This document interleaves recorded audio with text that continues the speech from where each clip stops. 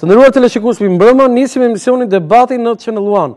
Për diskutuar dhe për të bërë një analizë të situatës së sotme politike, unë kam ftuar sot në emisionin tim një nga politikanë më të njohur në Shqipëri pas vitit 1990, në kryetar i Partisë Socialiste, deputet në 3 legjislatura dhe kryetar i Kuvendit, detyra më e rëndësishme, siç thash, një nga politikanë më të rëndësishëm në Shqipëri, zotin Servet Pllumbi. Mirëmbrëma, mirëservet profesor. Mirëmbrëma, mirëservet.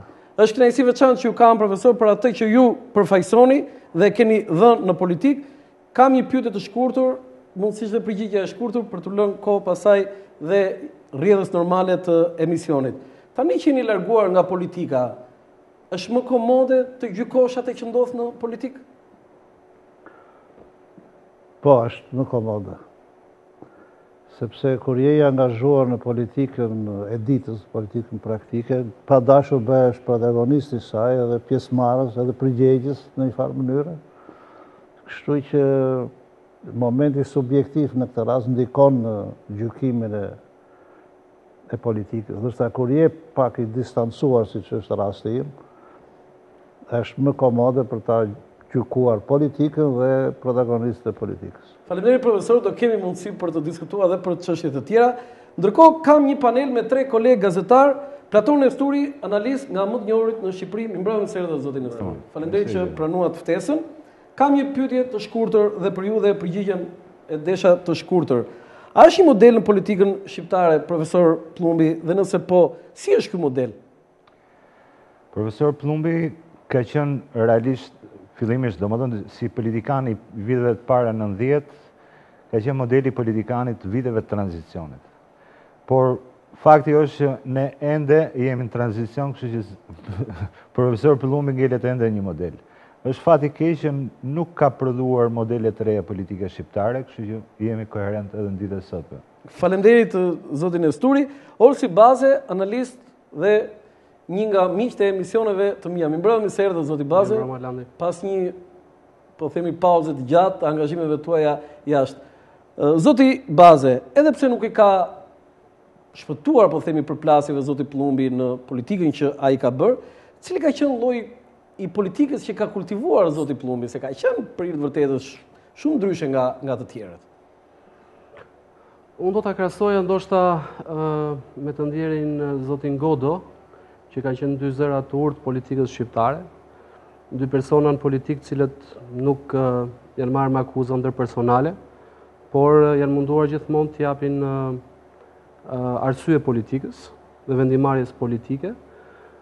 Sigurisht në pozicionet që kanë pasur në politikë asnjëherë nuk i shpëton dot akuzave. Kjo lidhet ndoshta edhe me historinë e njerëzimit, po shikoni fillimet e para të shkollës politike në Greqi, duke filluar nga Sokrati, Platoni, duke përfunduar nga Abraham Lincoln etj. Asnjë politikan nuk i ka shpëtuar akuzave kundër akuzave. Por besoj që zoti Servet Pllumbi bashkë me Sabri Gozën janë 2 ikonat politikës shqiptare që kanë reflektuar urtësi dhe një respekt ndaj kundërshtarëve dhe kjo është një unanimitet. Faleminderit zoti Baze. Aristir Lumezi, zëvendës kryeredaktor i gazetës Panorama. Mirëmbrëma. Është kënaqësi që ju kam, nuk e përdor kot këtë fjalë sepse ju kam zgjedhur ju sepse më rezulton që sidomos të vitet e fundit jeni një nga gazetarët që keni pasur më shumë kontakte me profesor Pllumbi. Domethënë ne që kemi atë problemin që për çdo gjë flasim për të gjitha gjërat, ne domethënë përgjithësi një pjesë e gazetarëve dhe analizëve, ju kam këtu pikërisht për të respektuar për punën që ju keni bërë dhe ato që keni përcjell për profesor Pllumbi. Zoti Lumezi, pyetja ime, pse çdo deklaratë, çdo intervistë, çdo dalje po themi, edhe tani që nuk është në politikën aktive zoti Pllumbi, për media në është lajm i parë. Gazeta Panorama, ku ti je një nga drejtuesët e tyre, e ka pasur me shumë, domethënë e ka nënçuar me vërtet në testat titullin e madh me profesor Pllumbi. Profesor Pllumbi duket nga ajo që ne testojmë çdo ditë me shitje dhe me lexueshmërinë e gazetës, është njeriu që lexohet më tepër në politikën shqiptare, për ato gjëra që shkruam dhe ne botojmë. Kjo është e matshme për gazetat, është shumë e thjeshtë, por pse është i lexueshëm, pse ne e kërkojmë, sepse në momente kyçe të jetës politike shqiptare, profesor Serveti ka dhënë mendimet e veta dhe koha ka vërtetuar ato përcaktime dhe ato mendime që ai ka shprehur. Për shembull, unë do të sillja një moment, duke qenë opozitar brenda forcës vet, është një luks dhe një vlerë e shtuar e politikanit. Teza vërtet majtës dhe djathës, profesor Serveti e ka kritikuar, jo sulmuar. Është shumë e vërtetë. Dhe kjo tezë rezultoi sipas përcaktimeve që profesori dha. Faleminderit, unë në këtë moment e juftoj të ndiqni një insert, jo vetëm për ne që e njohim, por edhe ata që nuk e njohin, për karrierën e profesor Plumbit, jetën e tij, një lloj jetëshkrimi në rubrikën 50 fakte. Pjesën parë të 50 fakte nga jeta dhe karriera politike e profesor Plumbit.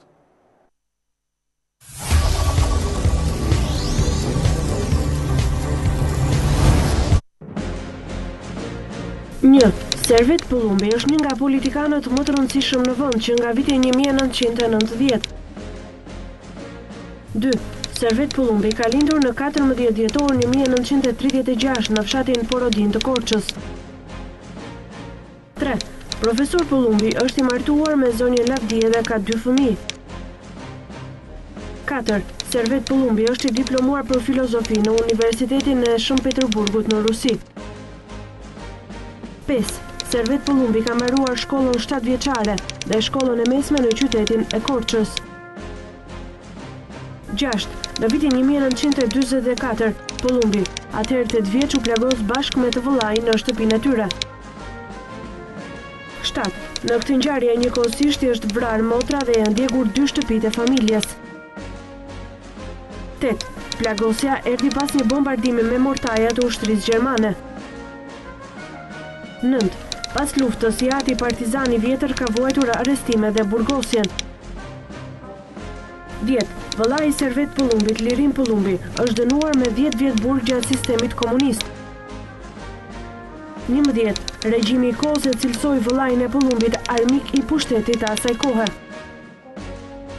12. Servet Plumbi ka qenë pedagog në disa shkolla të larta të vendit, që nga vitin 1960 deri në vitin 1991. 13. Servet Plumbi ka qenë pedagog në Universitetin e Tiranës nga viti 1982 deri në 1991. 14. Servet Plumbi ka marrë titullin shkencor docent në vitin 1971.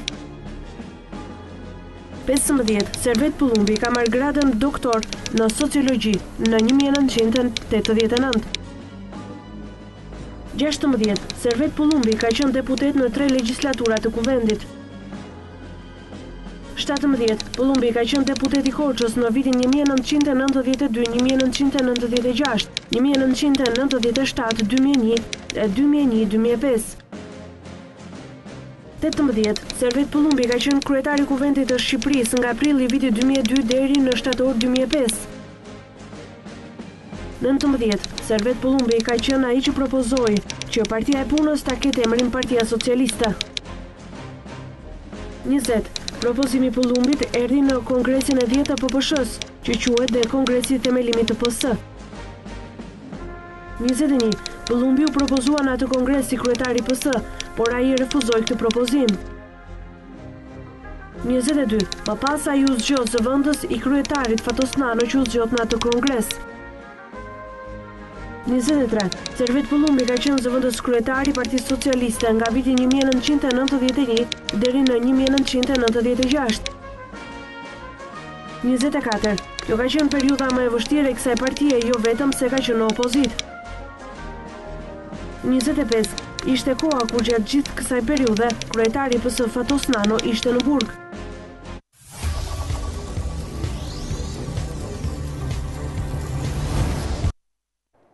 Faleminderit, rikthehemi sërish në studio. Profesor, jemi 4 muaj përpara zgjedhjeve të 23 qershorit. Në pikëveshtrimin tuaj, si është situata, si është klima në Shqipëri? Sigurisht kjo është pyetje edhe e vështirë, por edhe tepër e rëndësishme. Unë në mënyrë të përmbledhur do të thosha që klima politike para zgjedhjeve është e rënduar, problematike. Dhe si e tillë, në vetvete shtron një pikpyetje të madhe për këtë zgjedhje.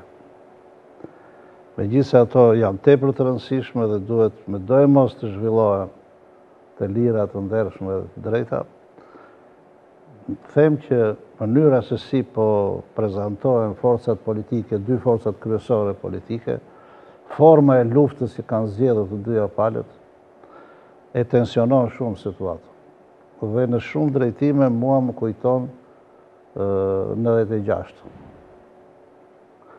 Në 96 pikërisht nisi me një tensionim të ngjashëm. U miratua ligji i zgjedhjeve vetëm me votat e PD-s, u miratua ligji antigenocid, që ju hoqi të drejtën në kandidatimit figurave kryesore të PS-s, përfshi edhe mua. Dhe të tëra përpjekjet bëheshin që Partia Socialiste i bojkotonte zgjedhjet. Bile edhe brenda partisë në atë kohë, mbaj mend mirë, pata presione dhe propozime për t'i bojkotuar zgjedhjet, me që kushtet ishin të tilla që vërtet shtronin një pikpyetje të madhe për barazinë e votës dhe barazinë e zgjedhjeve. Por unë në përgjithësi nuk kam preferuar këto bojkotimet dhe kam luftuar pikërisht që të kuptohesh e drejtë, që edhe në atë situatë të vështirë dushe marrë pjesë të zgjedhje dhe dushe luftuar për votën e popullit. Por tensionimi i asaj periudhe më kujton këtë tensionimin e tanishëm, prandaj e përmenda, sepse dihet rrjedha e mëtejshme atyre zgjedhjeve, po edhe kjo më kujton pikërisht një lloj tensionimi të tillë. Për shembull, po e konkretizoj. Debati që u bë për ndarjen e zonave. Në vetvete është një debat që nuk duhet të merrte atë rrjedhë që mori, sepse në fund fundit është një detyrë e një organi të tillë siç është KQZ-ja, ajo është gjeografia e zgjedhjeve. Dhe treguesit që merren për bazë janë të përcaktuar. Është numri i zgjedhësve që përcakton gjeografinë elektorale. Një debat i tillë në vetvete përmban një lloj dyshimi për mendimin tim. Momenti tjetër që do të përmend kjo, po të shikojmë luftën si po zhvillohet lufta politike. Lufta politike që tani është personalizuar. Dy liderët kryesorë, dy partive kryesore, debatojnë në linja personale. Dhe po të referohemi për shembull disa përcaktimeve. Nëse atëherë thuheshe për shembull që debati kryesor dhe lufta kryesore ishte çrënjosja e komunizmit, sot realisht është e njëjta gjë për një terminologji tjetër. Cila është kjo? Sot terma është të thyejmë murin që ka ngritur e majta dhe të mos lejojmë bijtë e hoxhës, siç thotë, hoxhistët që të bllokut që të luftojnë për marrjen. Nuk është i frikshëm ky profesor, ky krahasim me mua më duket pikërisht, prandaj edhe e theksoj dhe duhet t'i bëjmë thirrje opinionit shoqëror që ta shikojmë me shumë kujdes, sepse realisht ne pa bërë zgjedhje të ndershme, të drejta, barabarta, kot që flasim për integrimin e Shqipërisë në Bashkimin Evropian dhe kot që flasim edhe për raporte politike, për pluralizëm politik, për demokracinë në Shqipëri etj., sepse pas zgjedhjeve nuk ka demokraci të mirëfillt. Do thënë ju nuk besoni profesor që zgjedhjet do jenë brenda standardeve? Unë përshkrova këtë klimë politike për të thënë që duhet sa se zhvon të rritet vëmendja e forcave politike, e opinionit shoqëror, e elektoratit që të luftojmë të gjithë që këto zgjedhje të jenë me të vërtetë të drejta, të ndershme dhe barabarta. Shoh një angazhim më të madh edhe të faktorit ndërkombëtar për këto zgjedhje dhe le të shpresojmë. Faktori ndërkombëtar nuk po e krahason me 96. Nuk i përcaktoj, por gjithsesi ai faktor ndërkombëtar i angazhuar, mendoj unë, në këtë formë që është angazhuar aktualisht dhe opinioni shoqëror brenda vendit që më në fund duhet ta kuptojë që pas zgjedhjeve të lira të ndershme demokracia shqiptare do të jetë gjithnjë në pikpyetje dhe integrimi do të jetë gjithnjë në pikpyetje edhe më të madhe akoma. Mendoj që ta faktorë duhet të bëjnë rolin e tyre, ndikimin e tyre për situatën e ardhshme. Okej, zoti Nesturi? Jo, krahasimi me vitin 97-96 është plotësisht i drejtë. Është i drejtë. Është i drejtë dhe këto janë alarme që janë hedhur prej kohësh edhe në median e shkruar, edhe nga opinionistë apo analistë ndryshëm. Madje edhe aktivizimi i faktorit ndërkombëtar lidhur me presionet e ndryshme që bëhen ndaj faktorit politik, të kujtojnë pikërisht këtë lloj frike. Domethënë ata e kanë parë njerëzit që ndodhin në Shqipëri. Dhe ky mobilizim, të themi, i faktorit ndërkombëtar për të ushtruar një trysni kaq të madhe ndaj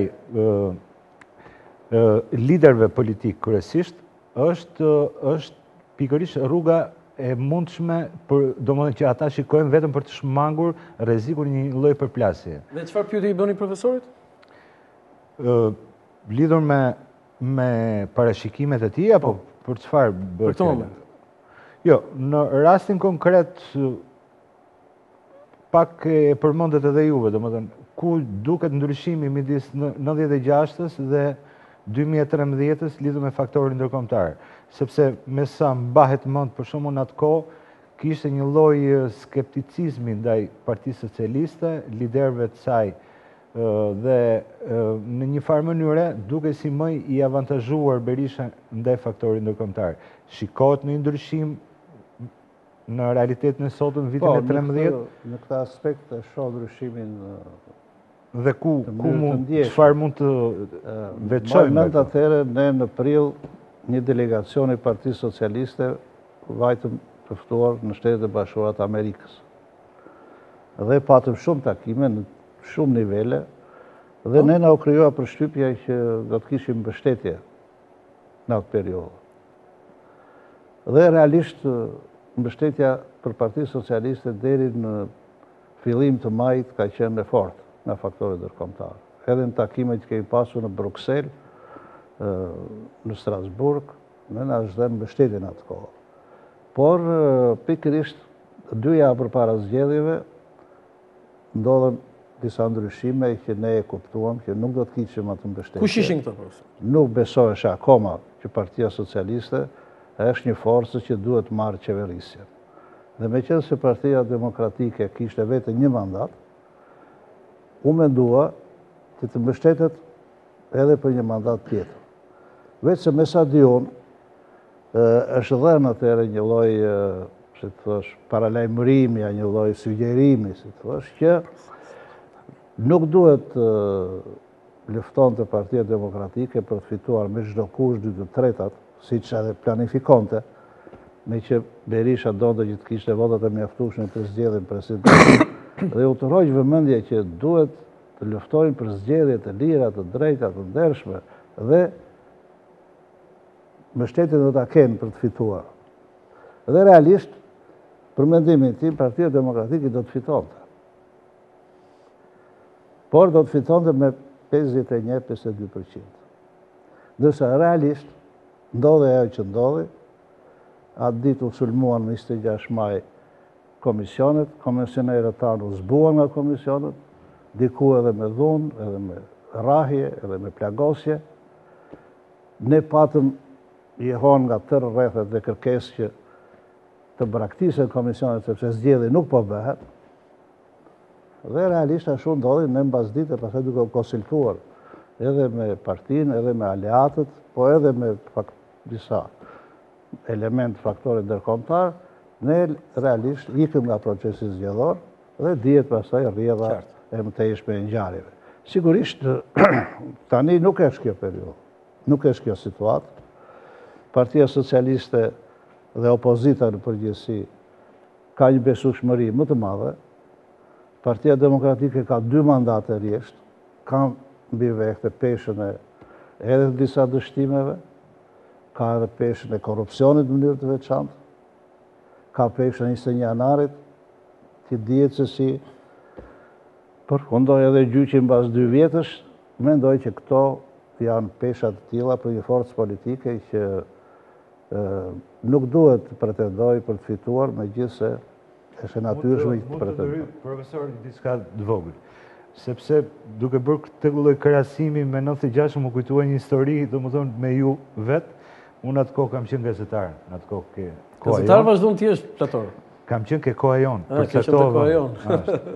Dhe megjithëse është 96-2013. Prapë sërish është Zoti Berisha në mes. Domethënë fjalëse e të dyave.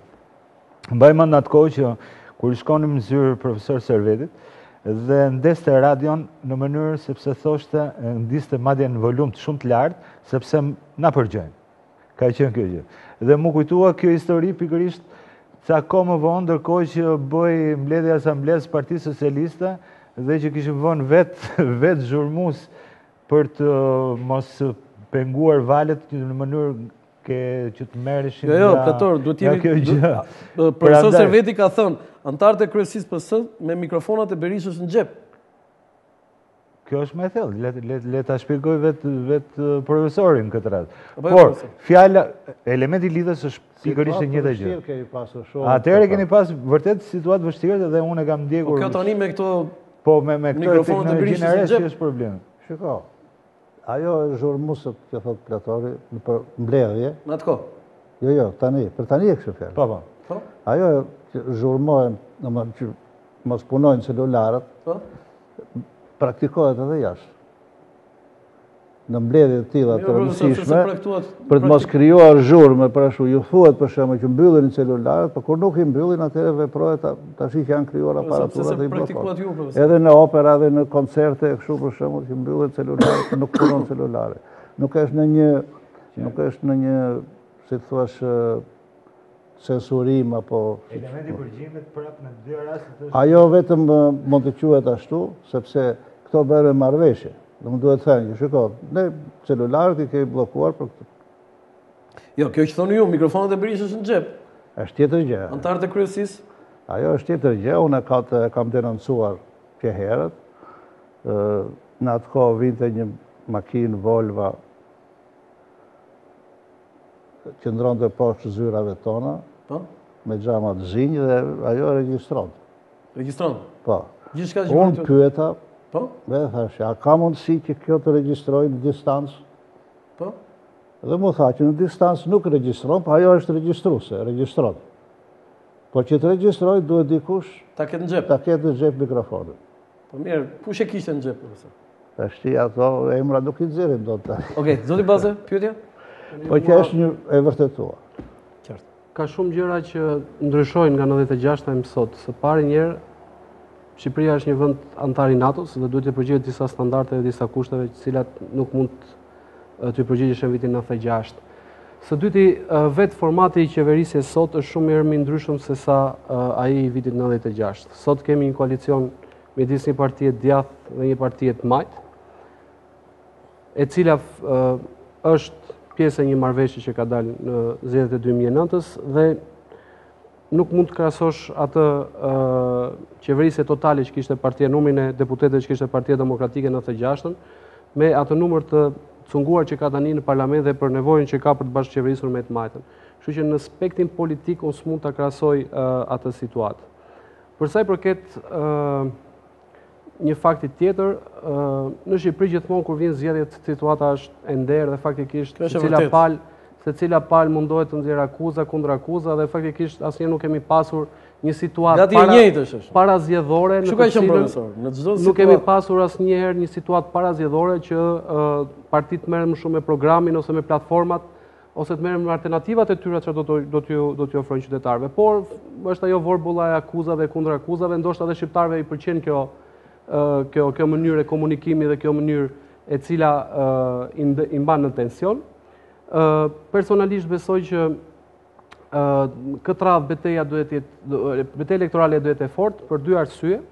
E para sepse të dyja palët politike, qoftë në dy partitë e mëdha themi, qoftë PD-ja, qoftë PS-ja, e kanë kuptuar që nuk do të bëjnë dot, qoftë pa partinë që është në koalicion sot me PD-n që është LSI-ja, po nuk do të mund të bëjnë dot dhe pa partitë e tjera të vogla, të cilat mund të sigurojnë 3-4 mandate dhe që do të jenë shumë përcaktuese sipas mendimit tim për qeverisjen e ardhshme. Dhe pyetja, Ursi? Dhe pyetja ime është, në qoftë se ju folët për këtë krahasimin midis 96-të e sotmet, Si shikoni ju evoluimin brenda Partisë Socialiste?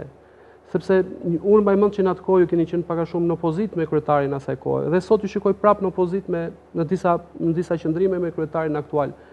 A mendoni ju se si reflekton ai në këtë situatë dhe si do ta përqas Partinë Socialiste drejt një alternative e cila pak a shumë si mirë ky krahasimi 2013 edhe 1996, po PS-ja tani është ajo PS-ja e asaj kohe?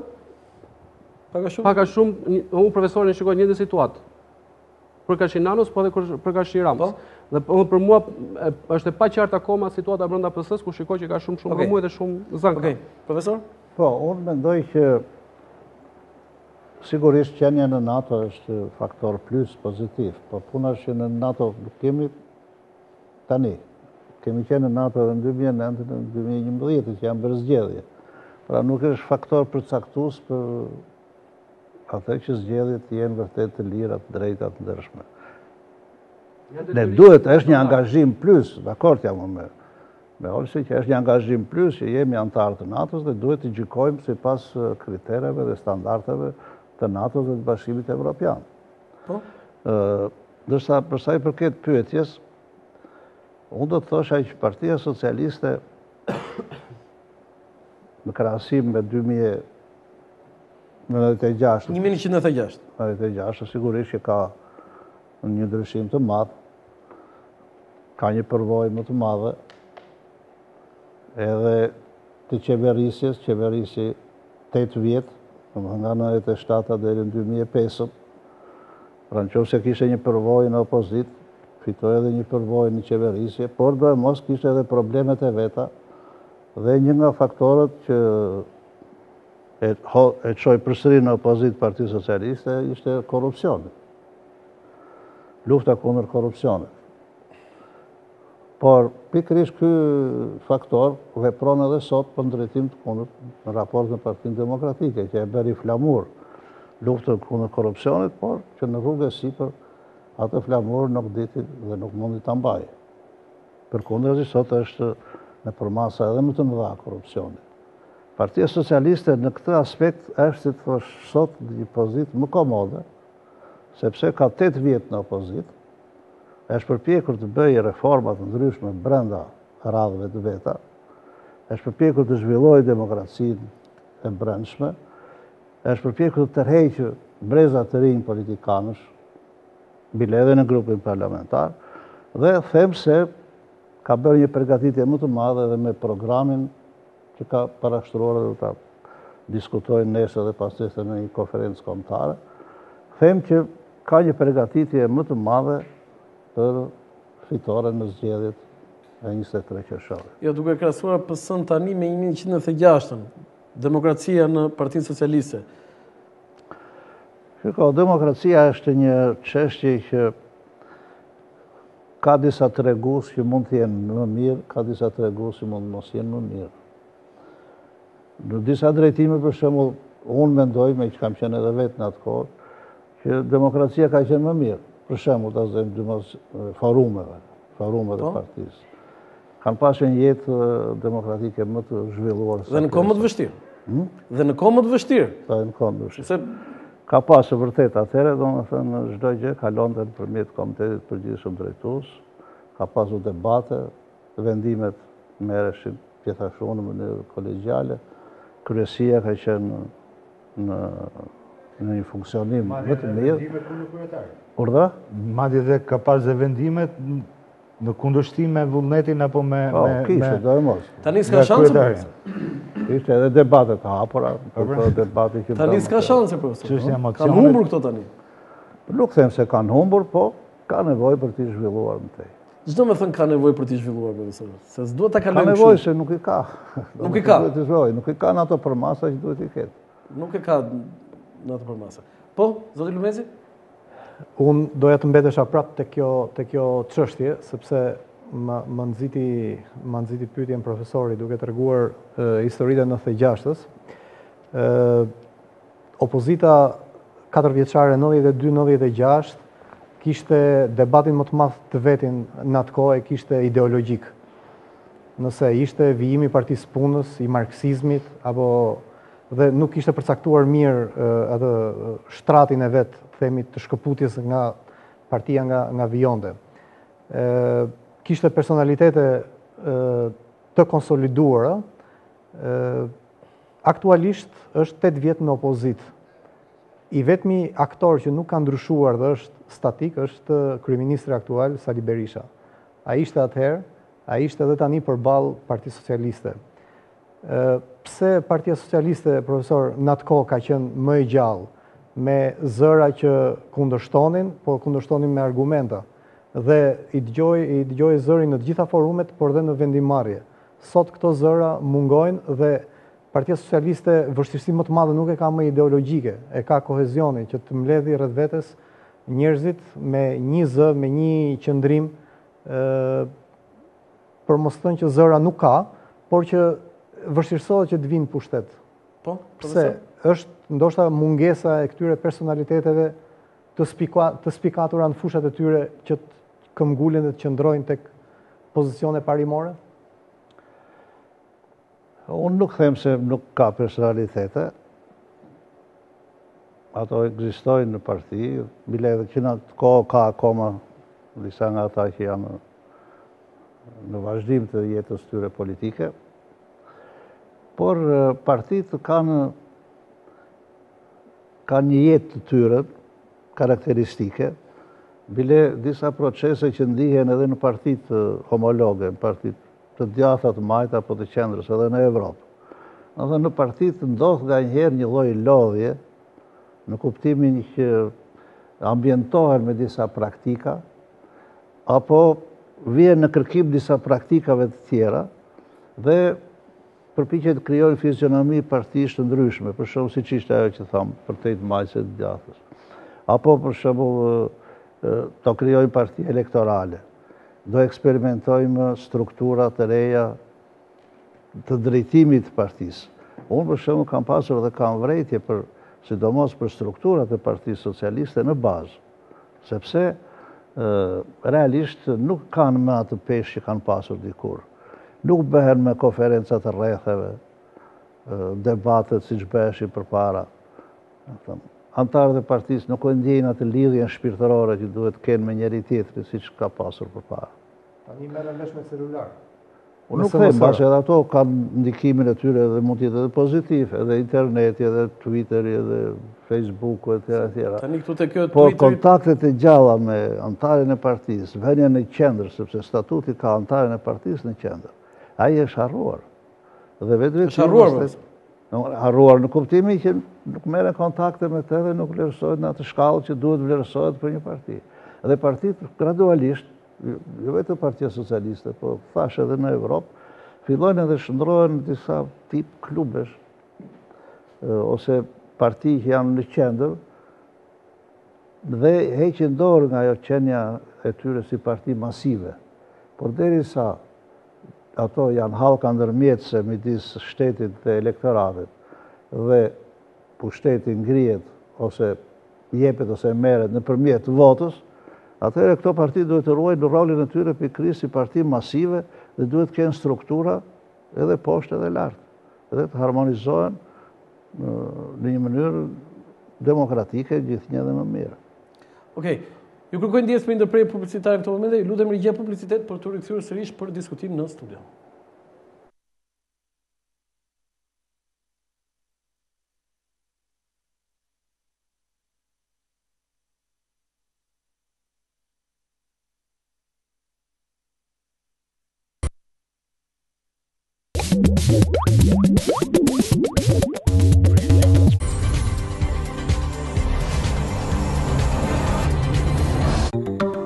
Teleferiku Dajti Express ju fal kënaqësinë të prekni madhështinë e malit të Dajtit, në dimër dëbore qetësi, në verë gjelbëri me freski. Në një udhëtim të sigurt e të mrekullueshëm me teleferik për vetëm 15 minuta mbi një relief ëndrash, ju do të prekni kurorën e Tiranës, malin e Dajtit, teleferiku i vetëm në Shqipëri dhe më i madhi në Ballkan. Dajti Express, aty ku toka takon qiellin. Një karburant i mirë për makinën tuaj garanton një rendiment të lartë në djegje, ruan motorin, bën më shumë kilometra për të njëjtën sasi karburanti dhe motori juaj mund të punojë në një regjim deri në -20 gradë Celsius. Risi vetëm te Castrati. Benzin 100 oktan Ultra Power 100 dhe naft Ultra Diesel 10 ppm. Direkt nga rafineritë më të mira italiane, vetëm te Castrati. Ruaj makinën, ec më shumë kilometra dhe kurse. Ultra Power 100 dhe Ultra Diesel 10, vetëm te Castrati.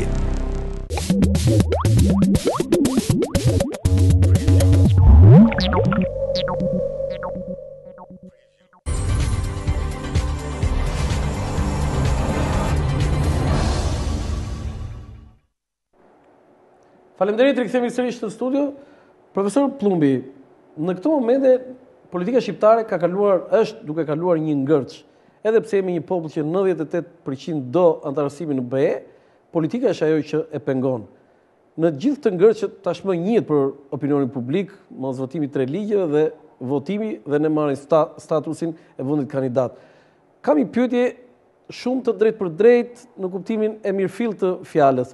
Çfarë duhet bëj Partia Demokratike dhe çfarë duhet bëj Partia Socialiste që ky ngërç të zgjidhet? Po, është vërtet.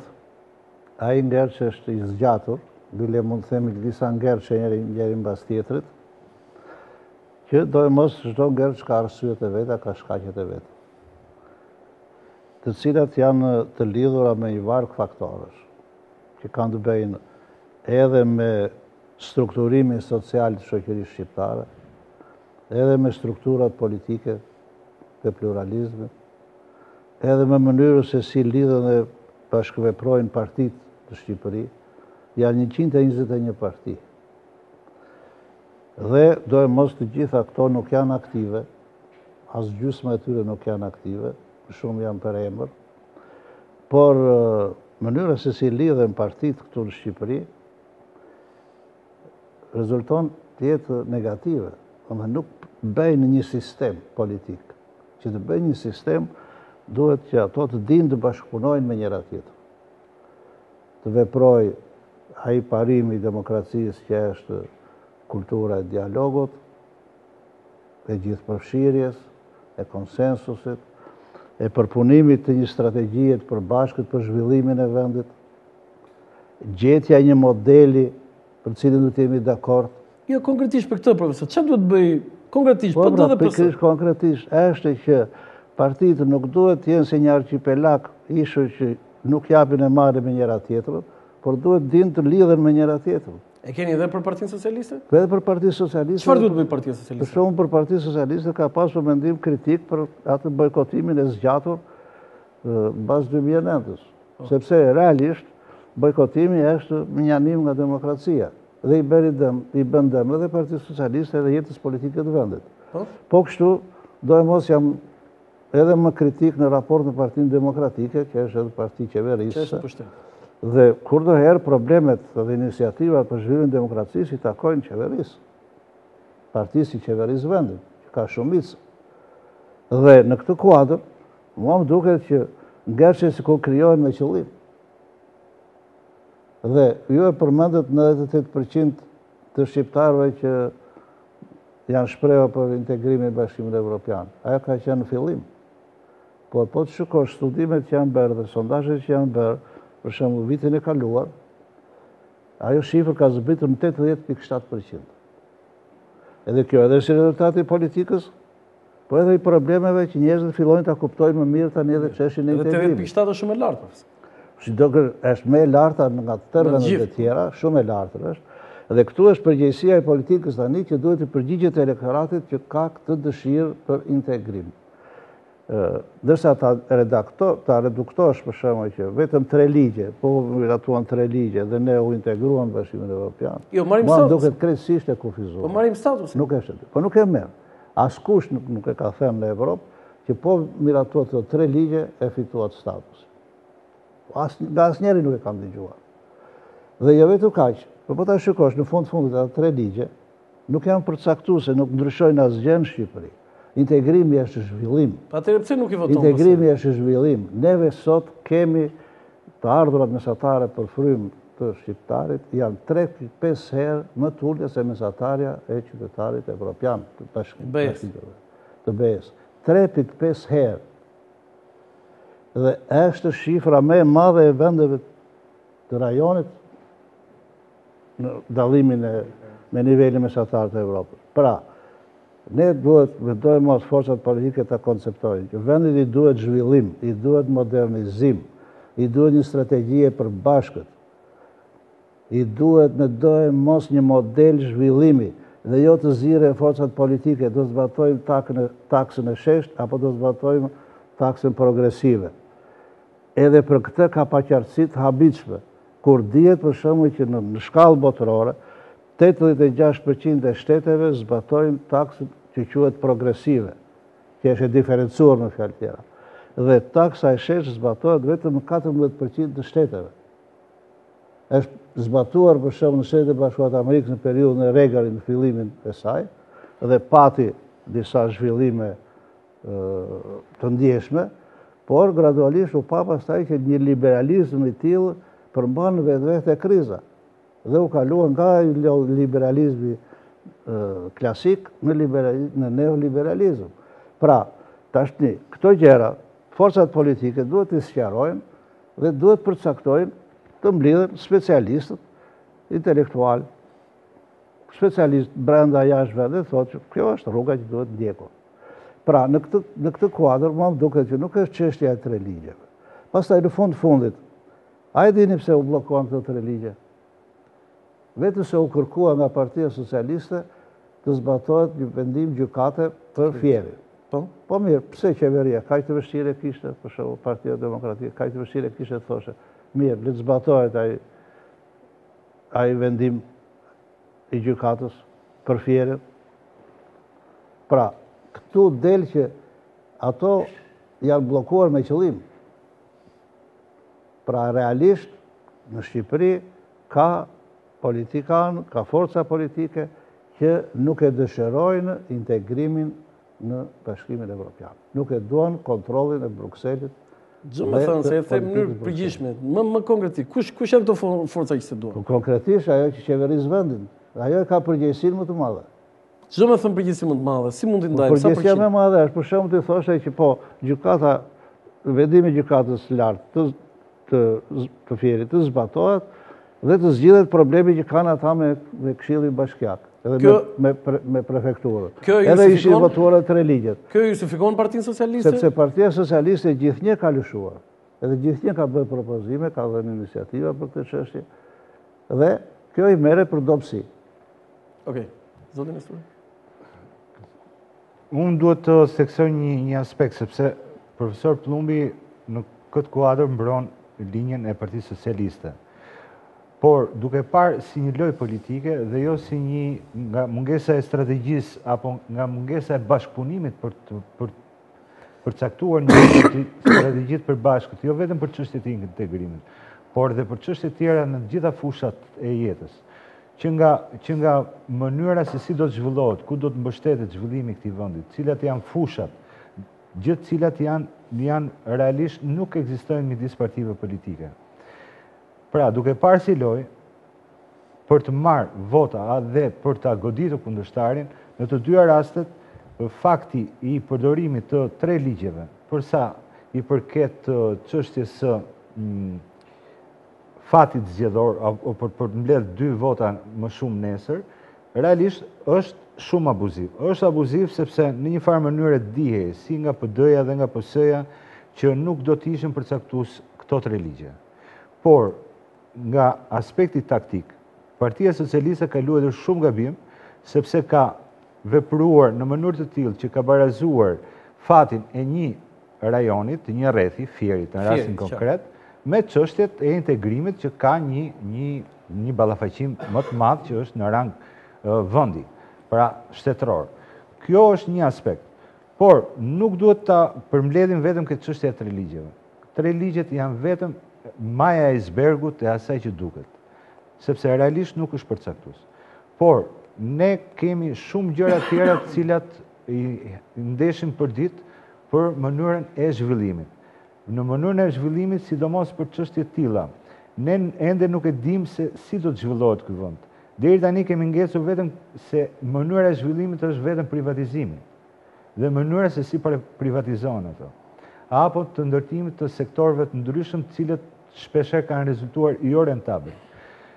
Bën në rastin konkret Partia Socialiste kur ishte në pushtet, bëhet projekti për tesin e Vlorës, për Kakomen e për gjëra tjera dhe Berisha dilte dhe thoshte që ne jemi kundër. Dhe ne në moment që do ta marrim pushtetin, ne do t'i rrezojmë këto.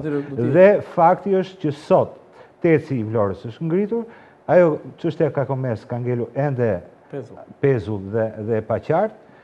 I njëjta situatë po përdoret edhe sot nga ana e Partisë Socialiste dhe ky është një element i cili duhet ta tërheqim vëmendjen, sepse u bë privatizimi 4 heceve dhe del përfaqësuesi i Partisë Socialiste dhe thotë që ne kur të vim ne nuk do ta njohim këtë.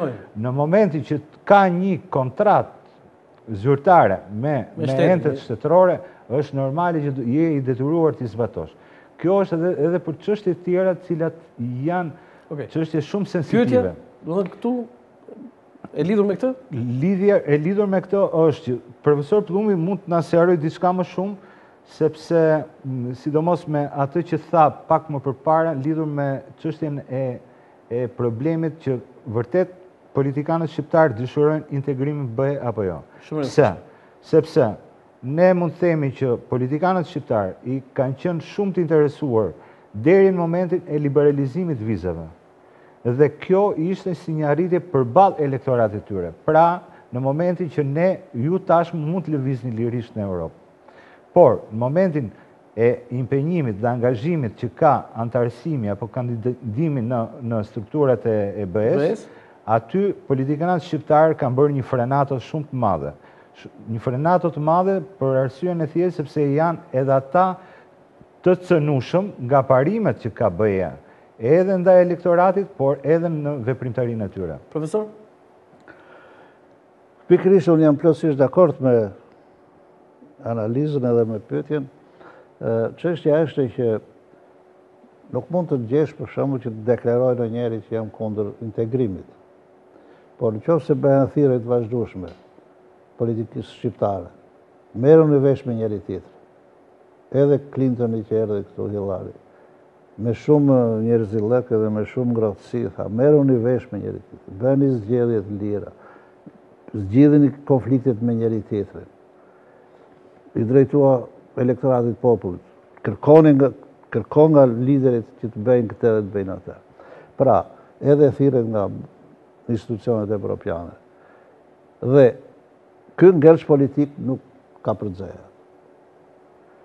Në vend që të zgjidhen ta zëm çështjet e shtruara, lindi gjëra të tjera. Dhe midis forcave politike nuk njihet dialog. Si mund shpjegohet për shembull ka kaq vjet që 2 liderët kryesorë, 2 partive kryesore janë takuar një herë për të qenë që të diskutojnë bashkarisht për fatet e vendit e për fatet e përbashkëta të kombit të popullit tonë, të ardhmës, të integrimit. Qartë. Pra, secili si thash lufton në barikadën e vet. Secili përpiqet si të barikadohet më mirë etj. Dhe gjua që përdoret është gjua, domethënë, çfarë themon, që nuk mund të merret me mend që me atë gjuhë mund të bashkëpunohet. Nuk bëni dallim këtu. Mund të krijohen ura bashkëpunimi. Akoma deri mbas 23 vjetë do flasim për larva bloku, për bijtë të bijve, të hoxhistëve, etj. Tëra këto vetvetiu rezatojnë jo bashkëpunim, por ndarje. Dhe kjo reflektohet pastaj edhe poshtë. Pra, vetvetiu këto krijojnë pastaj idenë që çdo njeri mund të thotë po këta e duan të integrimin Bashkimit Evropian apo nuk duan. Do thënë profesor ju zbuni dallim. Apo duan të rrinë në atë korrupsionin e tyre, në atë rehatinë e tyre. Edhe të riciklohen në mënyra që ata i dinë, pa dhe në llogari dhe pa që në kontroll dhe në sepse dihet që integrimi sjell një lloj kufizimi të sovranitetit, pra edhe të partive politike. Po, zoti Baz? Po ta shikosh me kujdes në këto 4 vite leadershipin e Partisë Socialiste, do të shikosh që mbas 2009-s pati një lloj përçasje të filozofisë Kruçevit, që sistemoj atë politikën e karrigës së braktisur. Për 2 vjet parlamenti u braktis, ashtu si Bashkimi Sovjetik e kishte braktisur OKB-n një farë kohe. Mësandaj u rikthye një lloj, do të thoja unë, izolacionizmi, që i përngjan pak a shumë izolacionizmit komunist që kemi pasur në Shqipëri, sepse e pare punës në një farë mënyrë spastroi disa elementë brenda Partisë Socialiste që konsideroheshin si lëvizja me njerëzit që ishin ata që ishin lëvizja mendimi ndryshe brenda Partisë Socialiste. Njëkohësisht bëri prapë të politikën izolacioniste duke mos dhënë konsensusin për 3 ligjet, që ndoshta janë shumë të rëndësishme në sytë e ndërkombëtarëve për dhënë një mesazh që dhe shqiptarët mund të bashkëpunojnë me njëri tjetrin, dhe me këtë jam dakord me ju. Dhe në fund fare, mbasi ndoqi këtë teorinë e izolimit total, kaloi pastaj kur ishte çështja e liberalizimit të vizave, kaloi në atë politikën e Mao Zedongit që nuk japim kufit se do na ikin gjithë kinezët. Pyetja ime është kjo që për mua është e qartë që kryetari i opozitës donte që me anë të fierit të gjente një pretekst për mos bashkëpunuar dhe për të matur një kartë politike në dorë që ta përdorte për çështjen e zgjedhjeve, donte një garanci. Pyetja ime është kjo që sipas jush një kryetar opozite i cili nuk kemi një konsensus shumë të rëndësishëm, si mundet nesër të qeverisë vendin, të supozojmë që Partia Socialiste do të fitojë zgjedhjet, dhe përballë do ketë një opozitë që do ketë një qendrim. Po, profesor? Sigurisht do më falni që unë nuk marrë përsipër, se jam drejtuesi i Partisë Socialiste të përgjigjem për problemet e brendshme të Partisë Socialiste. Aq më tepër, as jam përfaqësues i Ramës apo i tjetri. Unë kam marrë këtu thjesht. Ju analist, po edhe unë një lloj analisti dhe diskutojmë bashkarisht. Pra, mua më duket që për këto ngerçe politike që janë krijuar dhe pra të gjuhë konfliktuale që vazhdon të përdoret në Shqipëri për kaq vjetësh, përgjegjësia është e përbashkët e tërë klasës politike. Por kur vjen puna pastaj, nuk mund të barazohen të gjithë. Edhe thuhet që aq përgjegjësi sa ka opozita, aq përgjegjësi ka edhe partia që qeveris vendin. Kurdoherë, në çdo vend demokratik, përgjegjësinë kryesore të qeverisjes, por edhe të dhënies së mesazheve të bashkëpunimit, të kompromiseve, të zbutjes tensioneve, kurdoherë vijnë nga qeveria, sepse është e interesuar. Ajo është interesuar që të ketë sukses vendi, që të realizohet programi i saj, dhe kurdoherë duhet të rezatojë të tilla mesazhe duhet të jap. Por në çfarë po shohim? Shiko seancën parlamentare. Sherrët janë bërë atje. Dhe kush i ka rezatuar më shumë këto sherrë? S'ka qenë keq edhe PS-ja, profesor. Pra, unë po them, edhe PS-ja, unë nuk po e marr përsipër ta mbroj.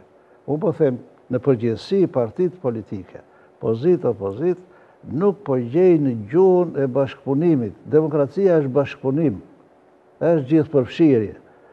Derisa si gjen këto, vetvetiu do të krijohet pastaj. Ai krijon një pretekst, ai tjetri të krijon një pretekst tjetër dhe situata mbetet atje ku ka qenë. Nuk ka asnjë lloj ndryshimi, asnjë lloj zhvillimi. Tani po shkon drejt zgjedhjeve. Gjëja e parë që duhet, sepse zgjedhjet janë një institucion dhe janë një ngjarje e rëndësishme në jetën e një populli që jeton në demokraci dhe që aspiron për demokraci. Dhe në këtë kuptim, edhe si kur të ketë tensione, kur vjen në prag të zgjedhjeve, ato duhet të fillojnë të ulen dhe duhet të merren iniciativa, bile në nënshkruhen edhe pakte sociale, parazgjedhore, me të gjitha palët, që nuk do krijojmë tensione, nuk do bëjmë këtë, nuk do bëjmë këtë, do bëjmë këtë, do bëjmë. Ku asnjë kundi nuk duket një atmosferë e tillë mirëkuptimi, bashkëpunimi. Pra, nuk është çështja thjesht që po ti votonte Partia Socialiste 3 ligjet, do të kishte një ndryshim të madh. Absolutisht asgjë nuk kishte ndryshuar. Të tëra këto fjalë që po thuan, përsëri do ishin thënë. Do ishte nxjerrë diçka tjetër. Por ama njëkohësisht ajo përjashtoi vetëm në disa momente. Por në fund të fundit, në qoftë për shembull, partia që qeveris vendin, qeveria, kryeministri, ndjek një taktik që duhet t'i thotë elektoratit, që shiko, këtu bëhet çfarë them unë. Ato që propozoj unë dhe ato që kërkoj unë, ato do të realizohen se s'bën. Prandaj, edhe opozita të ul kokën dhe të zgjidhet të votojë ligjet siç i themi ne. Po u përdor kjo gjuhë diktati, atëherë s'ka demokraci. Nuk ka bashkëpunim. Dhe ai ka elektoratin e vet, edhe Partia Socialiste ka strukturat e veta, ka dhe elektoratin e vetë, që jep mesazh tjetër, që mos ulni kokën për çdo gjë që kërkon qeveria. Atëherë vetë ju krijohen këto diskordanca që janë të padëshirueshme. Njëkohësisht maxhoranca nga 2009 deri në 2011 nuk ishte me këtë dialogonte sepse ishin karriget bosh në parlament. Dhe e dyta, unë besoj që gjatë këtij 2 vjeçarit të dytë, 2011 deri më sot, shikojmë që opozita ka përjashtuar veten nga disa procese shumë të rëndësishme. Ai vajte në tryezën për president duke mos pasur një emër konkret për të zgjedhur presidentin. Madje në një emision që kemi pasur me zotin Qafoku, një nga pyetjet që kemi parashtruar ka qenë si ka mundësi që Partia Socialiste nuk paraqet një emër si zoti Servet Pllumbi për president. Një kandidaturë që të bëhej pjesë me kandidatët e saj të merrte pjesë në votim. Njëkohësisht nuk çoi kandidaturat e saj për kryeprokuror, një kandidaturë për kryeprokuror, duke lënë Kastilet të përjashtuar veten nga këto procese shumë të rëndësishme që cilet ajo duhet merrte pjesë, duhet kishte kandidaturat e veta. Partia Socialiste që nuk vuri një kandidaturë të vetëm për president? Shiko, varet se si nga ç'kend vështrimi e ka parë, sepse derisa nuk kishte votat, edhe derisa ka qenë informuar se si do të shkonte procesi, që se kishte në dorë, mendoj se mos e mirë ka bërë. Mirë ka bërë. Them, nuk e di. Mund ta përcaktoj kandidaturën apo për betejën politike. Po në fundit derisa s'kishte votat, ajo nuk mund të. Megjithatë një betejë politike, profesor duhet ishte bërë. Realisht duhet ishte bërë një betejë politike. Realisht ka pasur 3 mundësi për betejat të forta vitin e kaluar. Për 12-ën. Presidenti, heqja e kreut shërbimit informativ dhe prokurori përgjithshëm. Në të treja këto beteja, Berisha fitoi pa luftë, realisht. Nuk është për plasë fare. Kjo ishte një nga antikapet e mëdha, domethënë që u fol lidhur me politikën që ndoqi Partia Socialiste. Sepse të paktën duhet ishin kauzëse për të bërë beteja, për të thënë që ne jemi këtu, për të thënë që ne dim të japim dhe alternativë edhe pa dhënë kandidaturë, por të paktën duke qenë pjesë kreative e procesit. Interesante më shumë të kryen atë vorbullën që Sali po merr gjithë pushtetet faktikisht. Okej. Sa të merrte pjesë në politike. Zoti Lumezi? I vetmi moment kur pozita dhe opozita rënë dakord dhe ulën të gjitha armët, ishin ndryshimet kushtetuese dhe më pas sistemi zgjedhor që erdhi pas këtyre ndryshimeve. Ishte momenti kur të dyja palët bën llogaritë e tyre, por meqense u bë pazar, tregtari më i mirë shiti dhe ai më i dobët i bleu, ndoshta duke e paguar ende. Zoti Pllumbi, sipas këtij sistemi zgjedhor që të dy partitë kanë rënë dakord dhe duke gjetur një sistem që aplikohet në vende ku demokracia është shumë e konsoliduar, mendoni se listat e mbyllura fuqizojnë kryetarin e partisë për të vënë kandidaturat që ai mendon, apo dhe një grupi i mbyllur, qoftë edhe kryesia mendon se duhet jetë në listë, apo ky lloj sistemi i listave të mbyllura duhet shoqëruar me një votim në bazë, siç janë zgjedhjet amerikane që partitë tona i pëlqejnë, po i pëlqejnë vetëm për disa element kozmetik dhe jo për thelbin e tyre. Pra, lista e kandidatëve do të ishte mirë meqense kjo është e mbyllur dhe të vendose nga antarësia apo nga strukturat në bazë, përmes një votimi të fshehtë demokratik për atë që kërkojnë të gjithë. Pyetja është shumë interesante dhe në fakt këtu nuk shoh që të jetë bërë një zgjidhje fatlume nga asnjëra prej forcave politike, përfshi edhe Partia Socialiste. Çështja për mendimin tim do parë 3 plane. Në radhë parë një deputeti, kandidati dhe pastaj deputeti, është përfaqësues i elektoratit i zgjedhësve, i të gjithë zgjedhësve.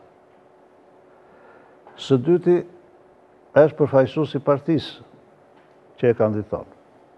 Dhe me partinë dihet që lidhet me disiplinën partijake.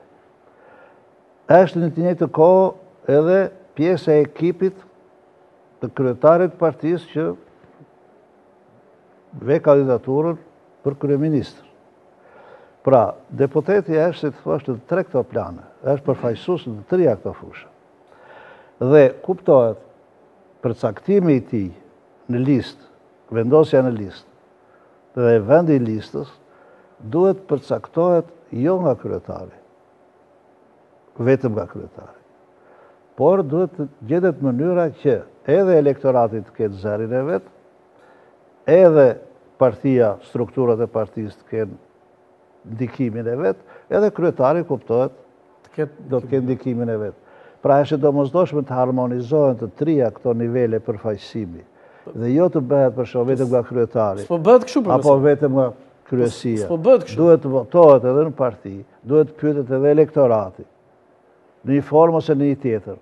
Me qëllim që të mos na ndodhë për shembull që partitë të shndrohen në parti administrative, që heqin e vënë kandidat edhe deputet, dhe baza e partisë ose elektoratin në përgjithësi është thjesht votues. Pra ai është votues dhe për të kujtohen partitë vetëm kur vjen fushata e zgjedhjeve, kur vijnë votimet. Me do e mos duhet, ndryshe demokracia do të çaloj shumë. Duhet me do e mos elektoratit këtë mënyrën e ndikimit vetë. Strukturat e partisë dhe kryetari i partisë. Të trija këto hallka duhet të harmonizohen në proces.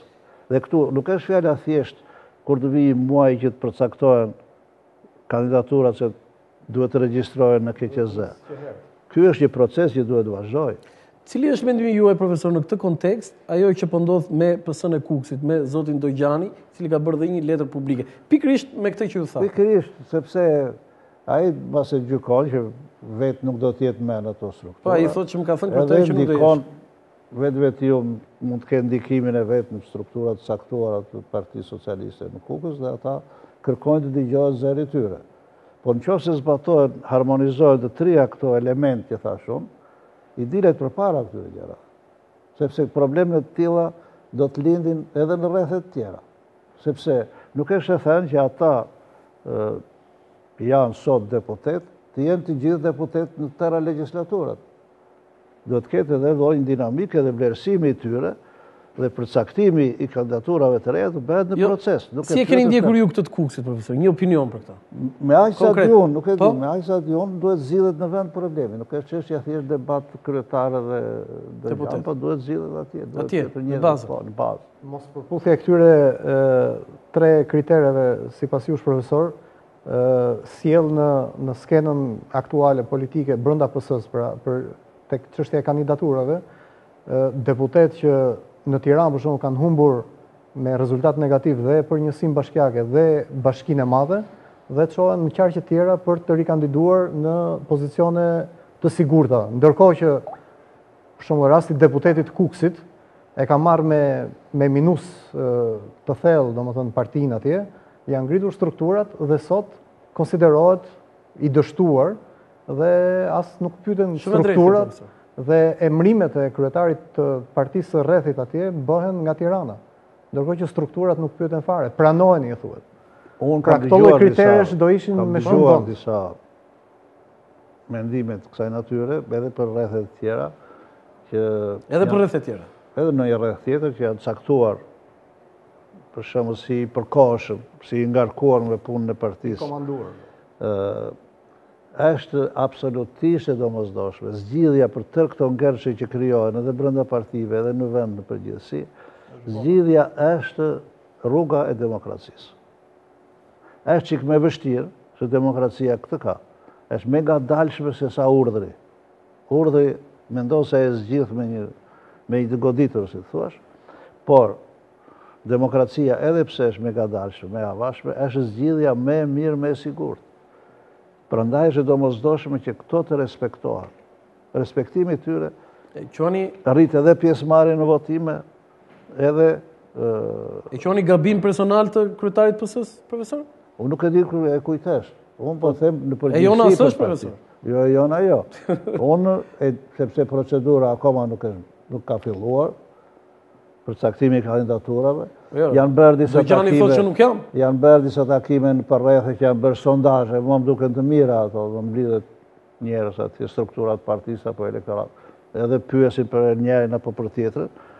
Kjo do të vazhdoj, që edhe strukturat, edhe elektorati të pyetet, pastaj të vendoset dhe të votohet. Unë përket rruga me mirë. Po so ben ato atër e vetë ju. Nëse ju do ishit kryetari i Partisë Socialiste në këto momente, me përvojën tuaj dhe me atë historikun e opozitës parë, si do të zgjidhnit listën e re dhe deputetët aktual, si do t'i hiqnit? E lëm pyetje, kemi ndërprerje të shkurtër publicitare dhe pjesën e dytë të insertit me 50 fakte për të rikthyer sërish përgjigja e profesor Plumbit.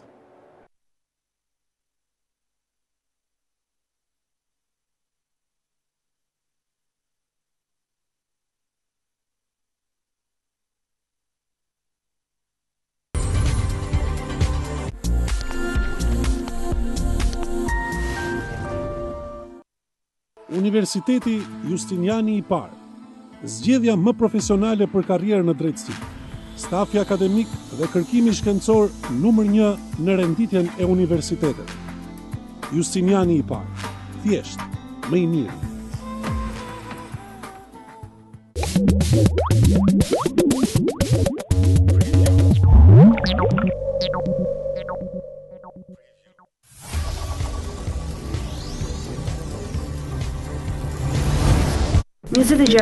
Servet Pullumbi ka qenë kryetari delegacionit Kuvendit të Shqipërisë në Asamblen Parlamentare të Detit të Zi 1997-2001.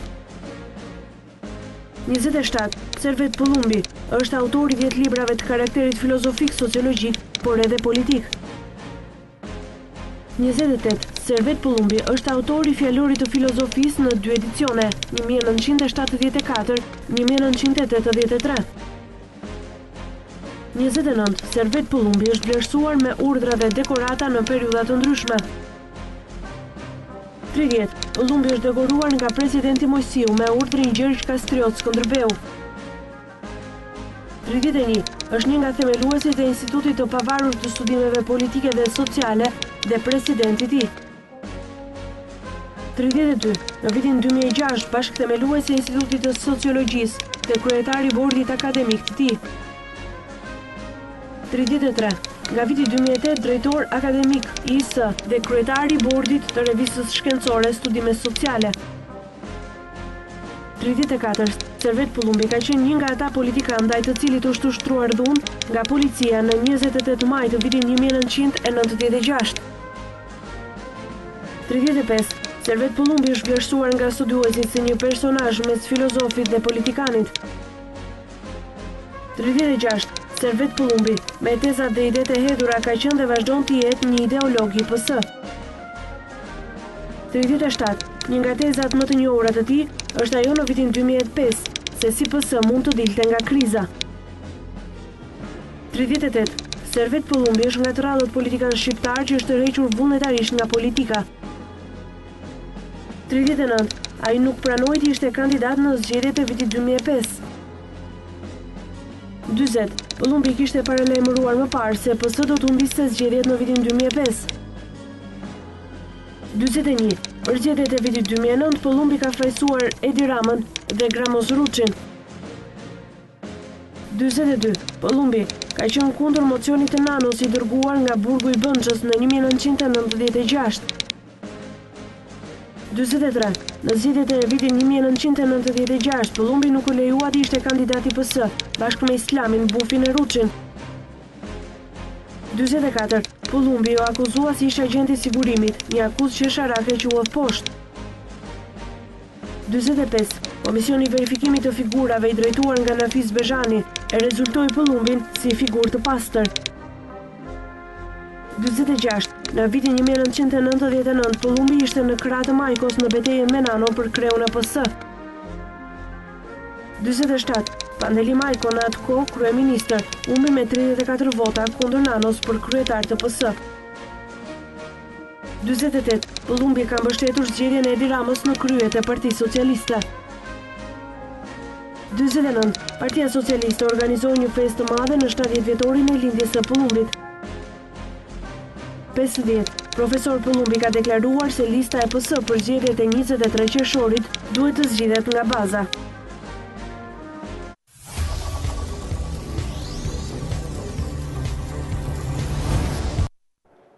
Faleminderit, rikthehemi sërish në studio. Nëse do ishit ju profesor, ai që do Arturit Lisën, pyeti kolegu Lumezi, si do ta bënit?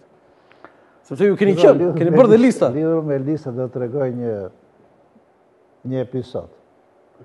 Në 92-shin nga kryesia e partisë u ngarkova unë që të punonja për listën e deputetëve. Dhe kam shkuar rreth me rreth dhe kam thirrur shumë njerëz të shquar për atë kohë, intelektual, dhe kam vojtur shumë sepse një pjesë e mirë e tyre nuk pranonin për deputet. Pra një situatë krejt e kundërt me këtë. Dërsa sot për kundërzi të tërë duan të bëhen deputet. S'pranon kryetari. Dhe rrallë mund të gjesh për shembull në një që të thotë për shembull që po unë boll qëndrova deputet, kam kaq mandate, tani pranoj vetë të tërhiqem dhe të vijë një i ri për shembull të kandidatuar. Unë vetëm 2005 në bëra këtë. Po e kishim dhe në insert. No, nuk e di basa u tha.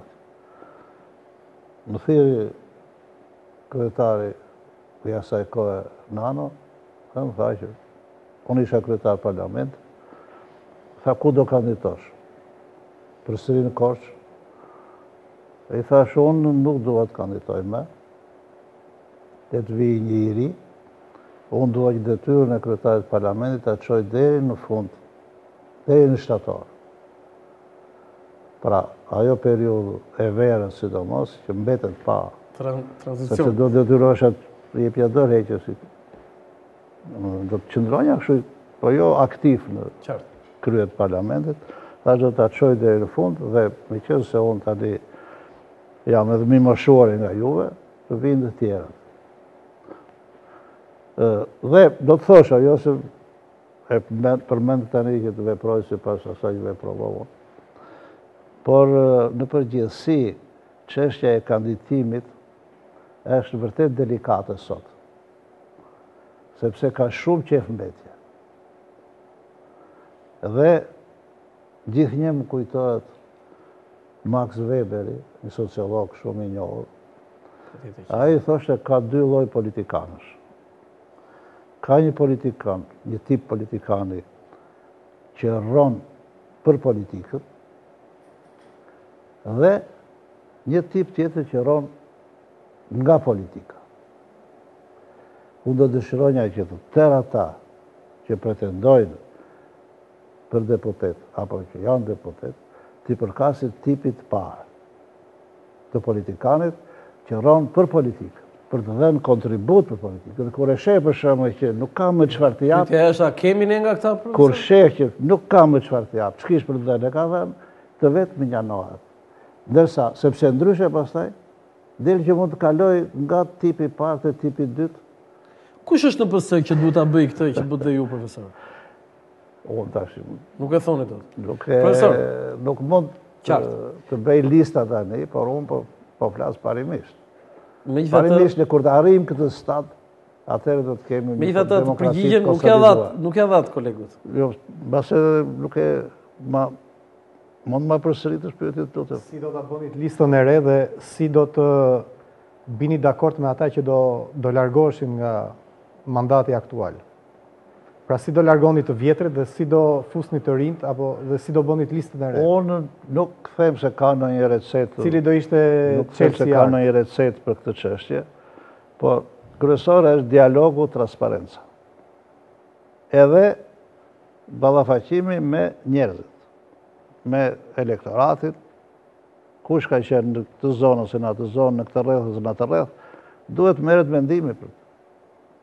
Rrugë tjetër nuk ka, është dialogu, transparenca, mos bëhen, si thuash, qefmbetje në kuptimin që të bëhen hile, fshehtazi njërit e fshehtazi tjetrit, me transparencë, me dialog, me mirë kuptim, duhet zgjidhet me e mira. Me e mira. Dhe këtu ka një interes të përgjithshëm që në kohën e Rusojt është, si thuash, ai boshti kryesor, me cilin duhet të orientohet edhe demokracia. Ka një interes të përgjithshëm që vepron edhe në parti, vepron edhe në popull, vepron edhe me kombin e me të gjitha struktura. Profesor, duhet nisesh për ti. Kam një pyetje tillë. Jemi 4 muaj para zgjedhjeve dhe këtu është e gjithë ajo, pa ajo çështja e unitetit që e keni pasur gjithmonë merak ju socialistët. A është e bashkuar Partia Socialiste? Në fakt kjo është një me pyetje, po ka dhe një pikë çuditëse, kur disa figura të saj ja lën jashtë, nuk po themi vetëm, nuk po përmendim vetëm kryetarin historik të saj, ish kryetarin Fatosnano, po edhe figura të tjera që thjesht formalisht mund të kenë emrin përforume, që edhe vetë nuk e din që janë për ato forume. Unë nuk them që janë lënë jashtë, nuk ka jashtë, tërë brenda janë. Edhe Fatosnano po të dojë, është antari asambles, mund të vijë në parti, por ajo vetë ka braktisur. S'ka ardhur. Unë nuk mbaj mend që ai të ketë ardhur në një mbledhje asambleje. Biledha atëherë ishte edhe deputet, edhe si deputet ai po thoi në parlament nuk vinte. Ai jeton jashtë, jeton në Austri. Pra, ai është i vetë larguar, nuk e ka larguar kush. Po kështu, edhe unë për shembull për vetë postin që kam pasur sekretar parlamenti, nuk jam votuar antari asambles, por jam automatikisht antari asambles. President Mejdani është gjithashtu antari asambles për hir të postit që ka. Domethënë nuk ka largime. Çështja është që ka largime, se Kaseut Islami u përjashtua. Kaseut Islami votë përjashtua. Si u përjashtua, jo vetë nuk e përjashtoi kush. Ai u vetë përjashtua sepse realisht derisa ka një rregull të caktuar, ka një disiplinë që nëse voton kundër vendimit politik që merr shumica, e vetë përjashton. Dhe kjo ndodh në tërë partitë evropiane. Ishte normale kjo për Partinë Socialiste? Edhe në PASOK për shembull, brenda natës bilet e përjashtuan brenda natës. Sa votuan 3 veta i përjashtuan. Po kështu ndodhe në Angli, po kështu ndodhe në gjithë, pra nuk është ata vetë përjashtohen. Vetë përjashtohen. Në vendimin me atë që bëjnë vetë përjashtohen. Prandaj unë nuk dua të përmend emra. Andi Sarasani për shembull iku kështu, but fare domethënë për një punë që gjithë e dimë që nuk ka ikur për një punë. Ata janë të vetikur. Edhe me ato që shkruajnë e thonë vetë domethënë janë të vetikur. Ator? Profesor, u bë që nga viti 2005 që e Majda është e ndarë, e përçarë. Domethënë janë zgjedhjet e treta këto, 2005, 2009, 2013 dhe ende nuk duket se ka gjasa që bashkon. Domethënë dikur problemi i djathës që filluan të ndahen, u ribashkuan dhe vazhdojnë të jenë të bashkuar, ndërsa e Majda ende vuan nga ky virus kaq i madh. Si e gjykoni ju pse ka ndodhur kjo të zgjatje kaq e madhe e mungesës bashkëpunimit, mos themi të bashkimit të Majtës, po paktën bashkëpunimit midis Majtës, dhe a do ndikoj kjo në zgjedhjet e pritshme? Shumë pyetje. Po, në fakt këto përçarjet të kësaj natyre që përmendet juve janë një smundje të Majtës, bile jo edhe tek ne, po edhe në Evropë. Edhe më kujtohet që në një kongres që Partia Socialiste Franceze e shështruar çështja COP.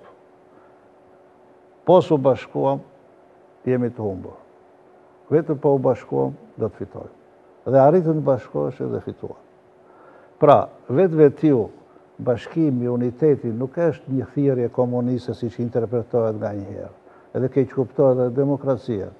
Domethënë se cilit këtë mendimin e vetë, se cilit mos pyes, as për disiplinë, as për rregull, as për gjë. Atëre, unë jam intelektual, unë kam mendimin tim, po derisa futesh në parti, ke pranuar një statut, duhet pranosh disa rregulla. Edhe kur merre vendimet bashkërisht, ka edhe një lloj disipline. Pikërisht të Majtet nuk e kanë shumë për zemër këtë lloj disipline dhe rregulli, dhe ndodh pikërisht që e Majta shpesh vepron e përçarë. Dhe kjo është sidomos nga 96 kur na dërgoi Fatosnano në Burgo atë mocionin e famshëm, që drejtuesit e atëherë përfshi edhe mua, jo Gura Lec, ti e di shumë mirë se ke qenë atë te koha jonë. Vetiu u duk domethënë sikur ishte e qëllimshme ajo lloj përçarje. Dhe që nga ajo kohë Partia Socialiste nuk e ka marrë vetën. Më pas ndodhi përçarja tjetër me Ilir Metën, mënyra si u vepruan Kongresin e Dhjetorit të 2003-shit. KPD-ja. KPD-ja famshme. Po. mënyra e veprimit nga ana e Fatosit ishte përçarëse, denigruese për shokët e bashkëpunëtorët e vetë. Dhe vetë ju ajo parti që në ajo kohë nuk e ka marrë vetë vetën plotësisht. Dhe ndarja me LSI-n, përçarja e LSI-s në 2005 ishte një nga faktorët që Partia Socialiste i humbi zgjedhjet. Tani, shtohet çështja që Partia Socialiste në tërësinë e saj është e bashkuar si parti. Ka disa probleme në rrethe, që thamë lidhur me ato defektet në funksionimin e partisë, por në përgjithësi është e bashkuar. Megjithatë, e majta që shtruat juve çështjen, është fjala këtu për LSI-n, ajo është më vetë. Por, në qoftë se LSI-ja do të vazhdojë të jetë pjesë e qeverisë deri në fund, atëherë vetë ju, edhe në një aleancë apo koalicioni mundshëm me të është në këtë pyetje. Në qoftë se LSI-ja do di të bëj në një ripërcaktim të pozicionit saj si që ka thënë edhe Ilir Meta në konventin që do të bëjnë në prill, do të shikojnë edhe qëndrimin e mëtejshëm se me këtë do lidhër, atëherë mund të hapet në një dritare për bashkëpunim edhe me LSI-n. Pse jo? Sa e shikon këtë? Sa përqindësh e mundshme? Se këtë si e thatë ju të gjithë e dim, profesor, që në qoftë se do jenë situatat... Po, në zbulime s'do bëjmë, se zvaret nga ne ajo. Si e shikojnë? Tani, ju jeni një politikan me logjikën time them që LSI-ja do të bashkohet me të përsen. Do bashkohet? Je i bindur? Po, jo i bindur, po do më në drejtë e saj. Edhe dëshiroj. Kjo është me vërtet një deklaratë shumë e fortë dhe të falenderoj profesori që zgjodhe emisionin tim për ta thënë këtë. Olsi? Në muajt të ardhshëm, sigurisht do paraqiten dhe ato koalicionet e mundshme brenda grupimeve të mëdha politike. Ju si shikoni koalicionet që do bëj Partia Socialiste? A do jenë ato funksionale? Si shikoni raportet me aleatët e saj të vjetër, siç është zoti Gjinushi, zoti Milo e të tjerë? Dhe ndërkohë, njëkohësisht Partia Socialiste ka humbur 2 aleatë. Po ta shikojmë me vëmendje, ka humbur zotin Doka, i cili ka ikur vesh me majorancë sot, dhe dyta po humb edhe zotin Dule, i cili ka qenë pjesë e grupimit opozitar. Si shikoni, si duhet të mundur fitoria e Partisë Socialiste kur po shikojmë që tendenca e partive është largohen prej saj nga koalicioni? Unë nuk më ka thosha këtë. Nuk shoh ndonjë tendencë që të largohen partitë nga Partia Socialiste. Sigurisht aleancët e koalicionet tek neve nuk kanë qenë fatlume dhe Partia Socialiste jo gjithnjë ka ditur të ndërtoj këto koalicione, bile edhe 2009 nuk diti të ndërton të këto koalicione, prandaj edhe ndikoj edhe në humbjen e saj. Por unë shoh disa zhvillime ndryshe në këtë situatë. Për shembull, para disa kohësh u bë një takim me 26 parti. Gjë që është një numër jashtëzakonisht i madh i partive që mund të bëjnë një koalicion. Më i madhi që është bërë. Më i madhi që kemi parë. Nga ana tjetër, me që kam dëgjuar unë, shoh domethënë që ka një angazhim më të madh nga këto partitë e vogla, të majta dhe të qendrës që janë, rreth diskutimit për programin e Partisë Socialiste dhe për gjetur pika takimi me programin e Partisë Socialiste. Jo vetëm kaq, por me sa di unë, po diskutohet edhe për mënyrën e kandidatimit nga këto partitë e vogla, që të përfshihen në listat përbashkëta, nuk e di si do ta zgjidhin atë çështje, po ekziston edhe mundësia e listave të përbashkëta dhe bashkimit edhe të votave për të riparuar atë defekt, që për partitë e vogla defekt, që ato kërkuan për shembull korektimin proporcional kombëtar dhe jo rajonal siç është tani.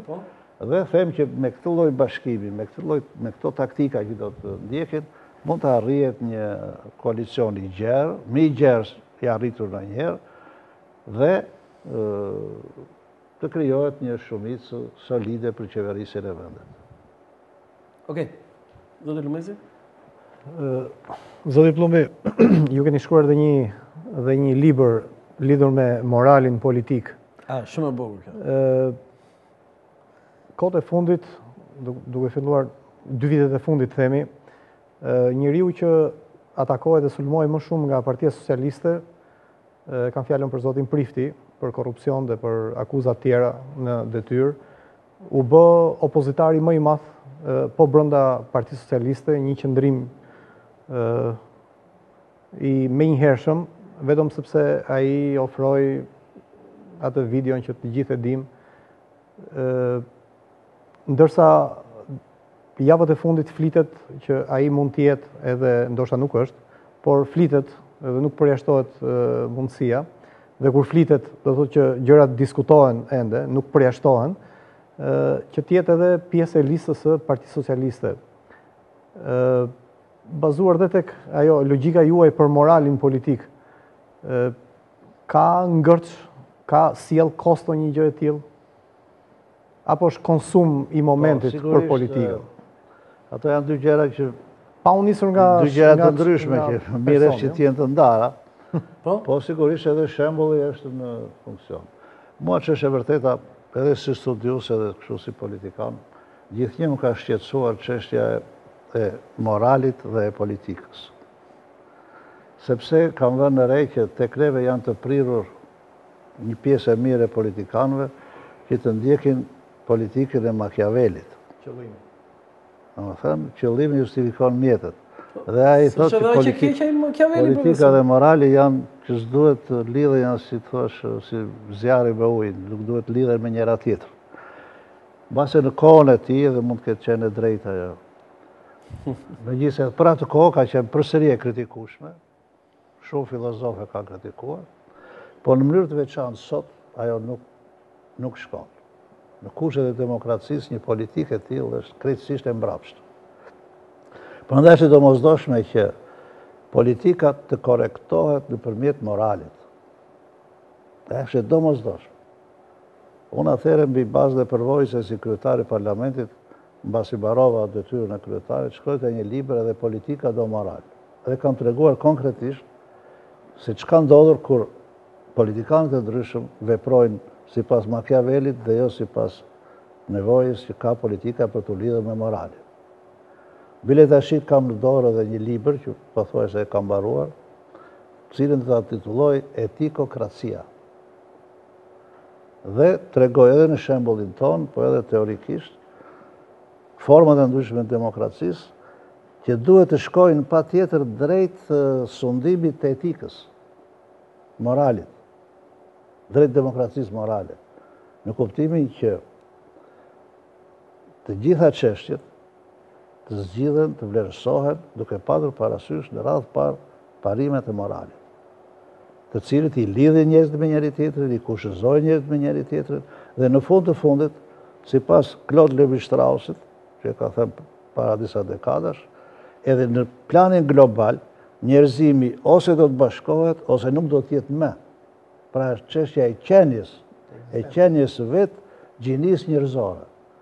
Në qoftë se për shembull në kohën primitive, njerëzit ishin të rrallë dhe të pakët, edhe burimet e jetesë i kishin krejtësisht të pasigurta, raportet me disë tyre dhe qenien e tyre së bashku e zgjidhin mbi bazë disa rregullave morale spontane që krijoheshin në atë kohë.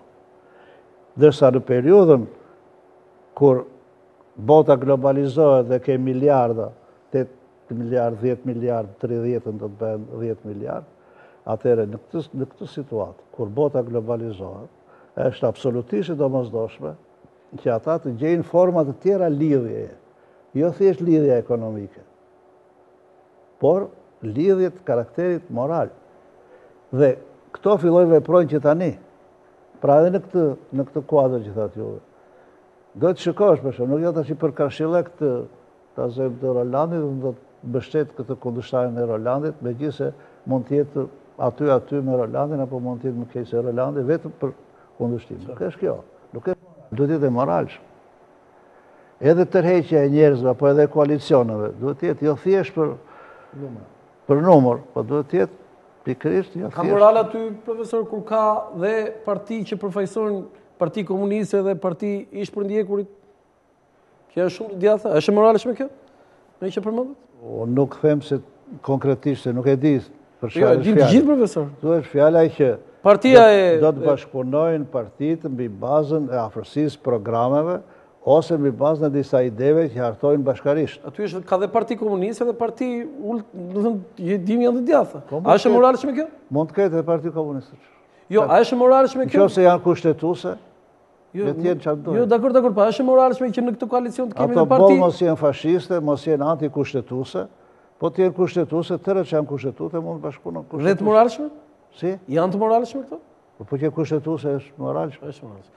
Okej, publicitet për të rikthyer sërish.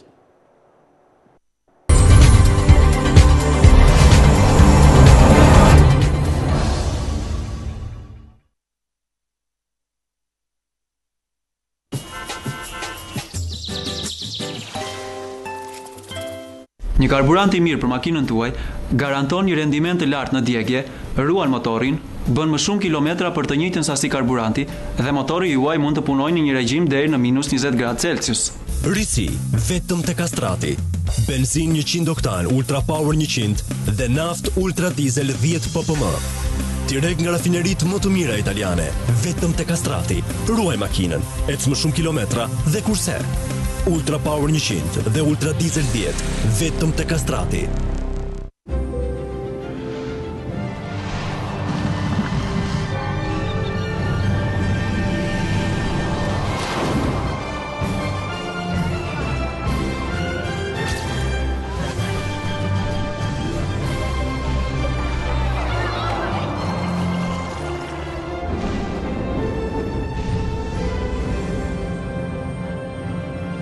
Are you ready to meet your new travel buddy, Wingo? Now discover new worlds with him and enjoy the comfort of Turkish Airlines quality at lower prices. Wherever you go, it's easier with Wingo.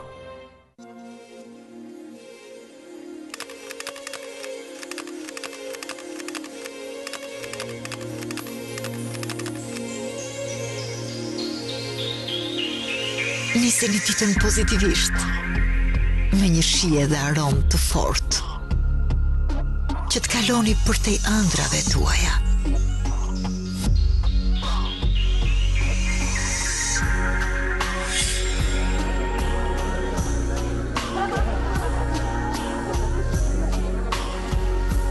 Segafredo.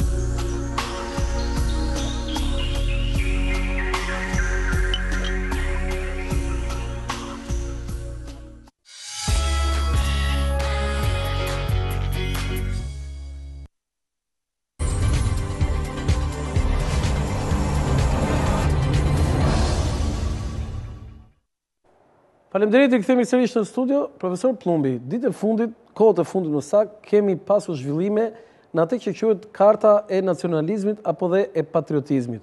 Madje në media është publikuar një memo që është dërguar në Ministrinë e Jashtme, gati është interpretuar si kërcënim për kryeministin Berisha, për qeverisin e tij, dhe kjo Karta e Nacionalizmit ka sjellë dhe zhvillime të tjera, madje edhe në partitë e ndryshme. Ne kemi sot një vizitë të zëvendësdimës sekretari i shtetit Filip Riker, nuk e dim sepse nesër është agenda dhe takime dhe nuk e dim se çfarë do diskutohet, dhe një nga këto besoj tema duhet tjetër dhe kjo e nacionalizmit. Po vetë ju si e keni përcjell këtë? Po, unë lidhur me këtë çështje kam bërë qendrim kritik në fakt, edhe në 2 intervista që kam shkruar edhe një 2 artikuj, sepse realisht unë i përmbajem tezës që duhet dallohet qartë patriotizmi nga nacionalizmi. Nacionalizmi në asnjë vend të civilizuar sot nuk ka kuptim pozitiv. Prandaj edhe ajo retorika nacionaliste që shpërtheu atë ditën e festës, 2 ditë mbas asaj, për mendimin tim ka qenë e gabuar, sepse ai patriotizëm që shpërtheu, dhe unë kam qenë dëshmimtar në Vlorë, kam qenë 3 ditë në Vlorë gjatë festës, dhe ai patriotizëm që shpërtheu atje nga shqiptarët, të gjitha trevave shqiptare, donte një inkurajim tjetër, donte një mbështetje tjetër, dhe jo një etiketim me retorik nacionaliste. Sepse patriotizmi është në fakt ta duash vendin tënd, të kërkosh begatimin e tij, zhvillimin e tij, të sakrifikosh për vendin tënd. Ndërsa nacionalizmi në thelbin e vet është t'i bësh keq tjetrit. Ta shosh me urrejtje tjetrin, ta dëmtosh tjetrin. Prandaj në këtë kuptim, po ta shikosh, Evropa e Bashkuar prej kohësh e ka kapërcyer këtë lloj ngerçi, nga i cili ka vojtur gjatë, sepse luftrat që janë bërë, sidomos me disë Gjermanisë dhe Francës, deri dhe 30 vjeçare, në themel kanë pasur pikërisht këtë, sepse janë bërë në kohën e krijimit të kombeve shtete. Krijimi i kombeve shtete ka qenë pikërisht nëpërmjet luftrave nacionaliste, me motive nacionaliste. Tani, mbas kësaj, dhe sidomos me integrimin e Evropës, këto lloj ndjesish nacionaliste janë kapërcyer. Dhe vetë integrimi është pikërisht në këtë shtrat. Edhe OKB-ja ka marrë vendime të posaçme për mos ndryshim të kufive dhe nuk inkurajon qëndrimet nacionaliste. Prandaj, në këtë kuadër, edhe shqiptarët vetë kanë vojtur nga nacionalizmat e fqinjve, në mënyrë të veçantë nga nacionalizmi serb. Ose ne jemi kemi shprehur kundra koncepteve nacionaliste, të përvarjo e pirin, të qarqeve të saktuara, po dhe spotëve të Janinës apo të tjera. Prandaj, në këtë kuadër, kur ne jemi faktor, edhe përcaktuar si faktor stabiliteti në rajon, dhe kemi edhe në modeli që nuk kemi ndërmarrë asnjëherë, si të thuash, sulme ndaj fqinjve, dhe nuk kemi krijuar probleme fqinjve nga këto pozita, më duket që në këtë periudhë, kur ne duam të integrohemi dhe të avancojmë më tej rolin e faktorit shqiptar, dalim me teza nacionaliste, duke thënë për shembull që Shqipëria qoftë edhe për evokime historie, nga Presheva në... A jeni ju për bashkimin e Kosovës me Shqipërinë? Unë jam për bashkimin kombëtar. Dhe bashkimi kombëtar i Shqipërisë do të bëhet dhe i shqiptarëve do të bëhet në bashkimin evropian. Kjo është përgjigje diplomatike, profesor? Jo, diplomatike është reale. Është reale. Çka ka? Kush është e keqja? Pse duhet ta kemi probleme? Themi që të bashkohet Shqipëria me Kosovën. Na ndalën duhet të bashkohemi. Puna është që nuk është çështje dëshire kjo. Kjo ka disa praktika. Duhet të ketë edhe një mbështetje ndërkombëtare, sepse dihet se si u krijua shteti i Kosovës, dihet se çfarë aspirimi kemi neve për bashkimin evropian. Nëse për shembull ta them, do të tërhiqen ato ndryshime, do të bëhen ndryshimi kushtetues në Kushtetutën e Kosovës, që i ndalohet bashkimi me një shtet tjetër, apo do të bëhen ndryshime të tjera, atëherë vetë ju, nëse bëhet plebishit, nëse shtrohet nevoja për bashkim, mund të bashkohet. Por ta kërkosh sot ti këtë kur realisht nuk ekziston një mundësi e tillë, më duket që është e kërkuar dhe ka qëllime thjesht elektorale. Unë gjykoj se nuk duhet vetëm një palë ose një apo dy parti politike rran pre e toneve nacionaliste. Duhet të thonë që ishte Alianca Kuqezie e cila nisi këtë gjë. Për mendimin tim, madje as me motive as plotësisht folklorike, ishën shumë më poshtë, mënyra se si kanë operuar. Normale që gjeti mbështetje, por kjo çështje u ndes më së tepërmi me deklaratat e kryeministit Berisha. Ajo që më bëri përshtypje ishte fakti që edhe opozita vet, madje edhe kryetari i Partisë Socialiste u tërhoqën në këtë lojë. Unë e shikoj si një lojë me efekt elektoral për të mbledhur vota patriotike apo nacionaliste për zgjedhjet e ardhshme. Dhe pikërisht nga kjo arsye, edhe një pjesë e opozitës nisën të përdorin të njëjta teza për të mos ngelur mbrapa në këtë çështje, në mënyrë që të mos ia lënë sensin apo domenin e aspektit nacionalist apo patriotik, t'i vëmë emër si të duam, vetëm Berishës apo një forcë tjetër politike. Kam përshtypjen se edhe në përzgjedhjen e kandidaturave të ndryshme që do të ketë qoftë nga Partia Socialiste apo qoftë nga Partia Demokratike, kam përshtypjen se një pjesë e komentatorëve apo qoftë gazetarëve që mund të kenë mbajtur qëndrime të caktuara pro apo i kanë bërë jehon këtyre çështjeve nacionaliste apo të themi mbar kombëtare, do të gjenë një vend shumë më të madh në përfaqësimin e tyre në listat elektorale, si për të mbledhur këto lloj votash. Si edhe për t'ia kundërvur një force apo lëvizje, nuk e di domethënë, si Aleanca Kuqezi, e cila normale është e fokusuar që votat e saj t'i mbledhi vetëm mbi këtë lloj platforme. Kështu që në këtë aspekt kjo është logjike. Por mendoj se vetë tërheqja e veshit nga ana e faktorit ndërkombëtar dhe shqetësimi i shprehur qartë nga ana e tyre tregon se Shqipëria po humbet terren jo vetëm në aspektin e çështjeve të besueshmërisë së saj, por edhe në çështjet të rajonit. Deri tani kemi pasur një rol i cili ka qenë aktiv dhe në sensin e ruajtjes së stabilitetit, si një faktor për ruajtjen e stabilitetit, por këto lloj deklaratash hapin paranteza që mund të jenë të çojnë në spirale të rrezikshme për të ardhmen. Pyetje për profesorin? Pyetje për profesorin, në rastin konkret ne nuk mund të parashikojmë dot domethënë se si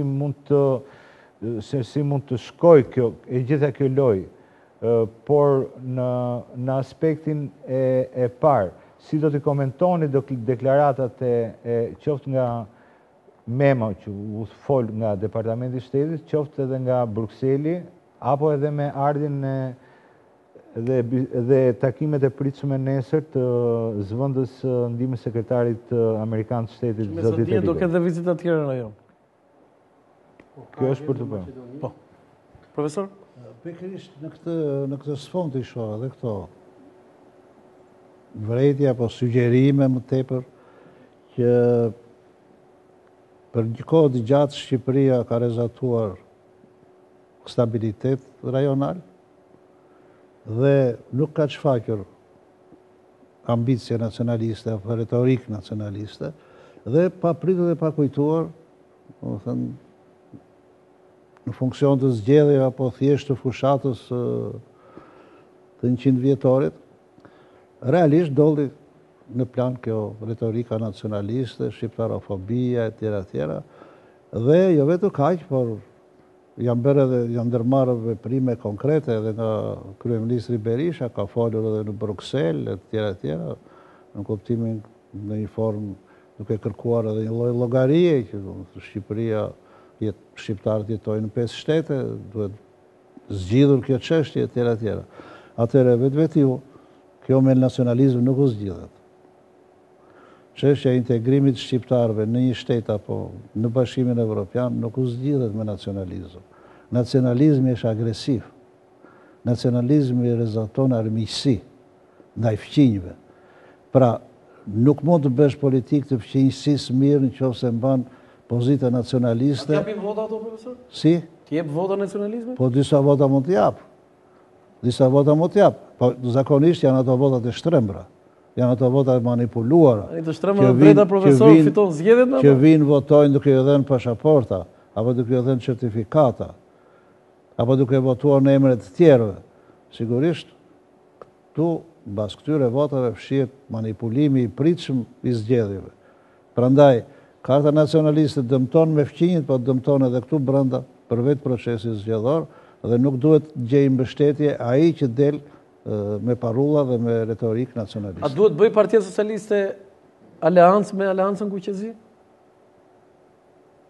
Unë nuk e di që Aleanca Kuqezi të mbaj pozicione nacionaliste. Nacionaliste tani, në qoftë i ka vetëm ajo i ka. Ata nacionalizmin, kur janë pyetur, qoftë kryetari i asaj partie, qoftë figura të tjera të asaj partie, janë shprehur që ne nuk kemi retorik nacionaliste. Ne mbështetim patriotizmin e shqiptarëve. Ka një skeme të profesor? Dashurinë aty. Mua më duket profesor se Aleanca Kuqezi mund t'i prishë punë PS-s, nëse mund t'i prishë sepse votat më duket se i ka majtas. Se shpeshherë është patriotizmi apo nacionalizmi evidentohet si lëvizje e djathtë. Po ajo do votohet këtu, nuk do votohet as në Kosovë, as në Maqedoni, por domethënë nacionalizmi quhet si lëvizje e djathtë, por mes shihet paktën edhe me personazhet apo me strukturat që kanë ngritur, duket sikur elektorati saj do jetë majtas dhe mund të jenë vota që mund t'i prishin punë Partisë Socialiste. Madje unë e shikoj që edhe ngritjen e retorikës nacionaliste tek eksponent ndryshëm të Partisë Socialiste është për të mos lejuar atë lloj elektorati që të shkojë tek Alianca Kuqezi. Pra për të mbajtur aty ku është, sepse këto çështje i kemi dhe ne në programin tonë. Kështu thot kryetari apo eksponent tjerë. Unë nuk do të mbështesnja asnjë lloj partie, përfshi edhe Partia Socialiste apo figurat Partisë Socialiste, që do të dilin me retorik nacionaliste. Okej, Olsi? Tani, përsa i përket çështjes së nacionalizmit, ka nacionalizëm agresiv, ka dhe nacionalizëm primitiv. Nacionalizmi primitiv nuk është i dëshëm. Përsa i përket linjës së përgjithshme, unë besoj që partia që ishte ajo që nxezi ato frymrat dhe gjakrat nacionaliste ishte Alianca Kuqezi, se cëndoi disa sër pretendimesh. Përsa i përket linjës së kryeministrit, do të thoja që ndoshta ka qenë një moment euforik kur ai foli që shqiptarët kanë jetuar në Vlorë, sigurisht, ku tha që shqiptarët kanë jetuar nga Presheva deri në Grut. Që është një fakt historik dhe mua nuk më duket ndonjë çështje nacionaliste. Çështja e Memos, unë do ta interpretoja në kuadrin gjeopolitik në një moment kur Shtetet e Bashkuara të Amerikës janë të implikuara në mënyrë të indirekte në dialogun midis Kosovës dhe Serbisë, sepse ju dini që ka pasur disa raunde në Bruksel midis Thaçit edhe Tadić, është fakti që Shqipëria nuk duhet të ndryrinte në tensionet që kishte shkaktuar pikërisht lapidari i monumentit Preshevës. Në këtë kuadër. Ju si shikoni këto qëndrimet, të themi, të qeverisë shqiptare? A duhet qeveria shqiptare të kujdeset për shqiptarët e Preshevës dhe fundit, edhe pse kemi aleat Shtetet e Bashkuara, a duhet angresë zërin Tirana për mbrojtur shtetasit ose shqiptarët kudo në rajon? Mua më duket që ka dy gjëra të ndryshme. Tjetër gjë është kujdesi për bashkë shqiptarët, për shqiptarët kudo që jetojnë, sepse është detyrim kushtetues, në preambullin e kushtetutës, ajo theksohet shumë qartë. Për masat për cilat duhet kujdeset shteti ampër Shqipëria për shqiptarët e tjerë që jetojnë jashtë kufirit shtetëror të Shqipërisë. Është e përcaktuar. Po tjetë se kalohen këto saqe dhe mbështeten forca nacionaliste apo pretendime nacionaliste për ndryshim kufish, atëherë vetë ju kjo nuk mund të mbështetet.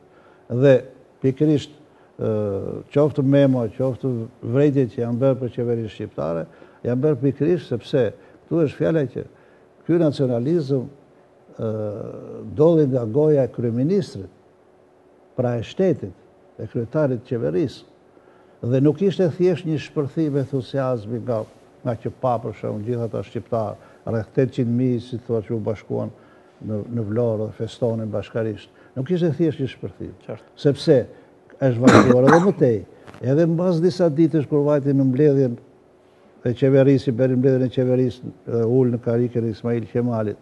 Pikërisht kjo ishte teza kryesore që u trajtua atje.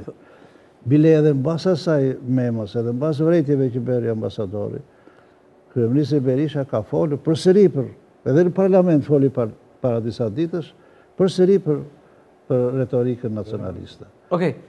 Pra në këtë kuadër, mua më duket që edhe në një që interpreton që ka nacionalizëm të mirë, ka nacionalizëm primitiv, etj.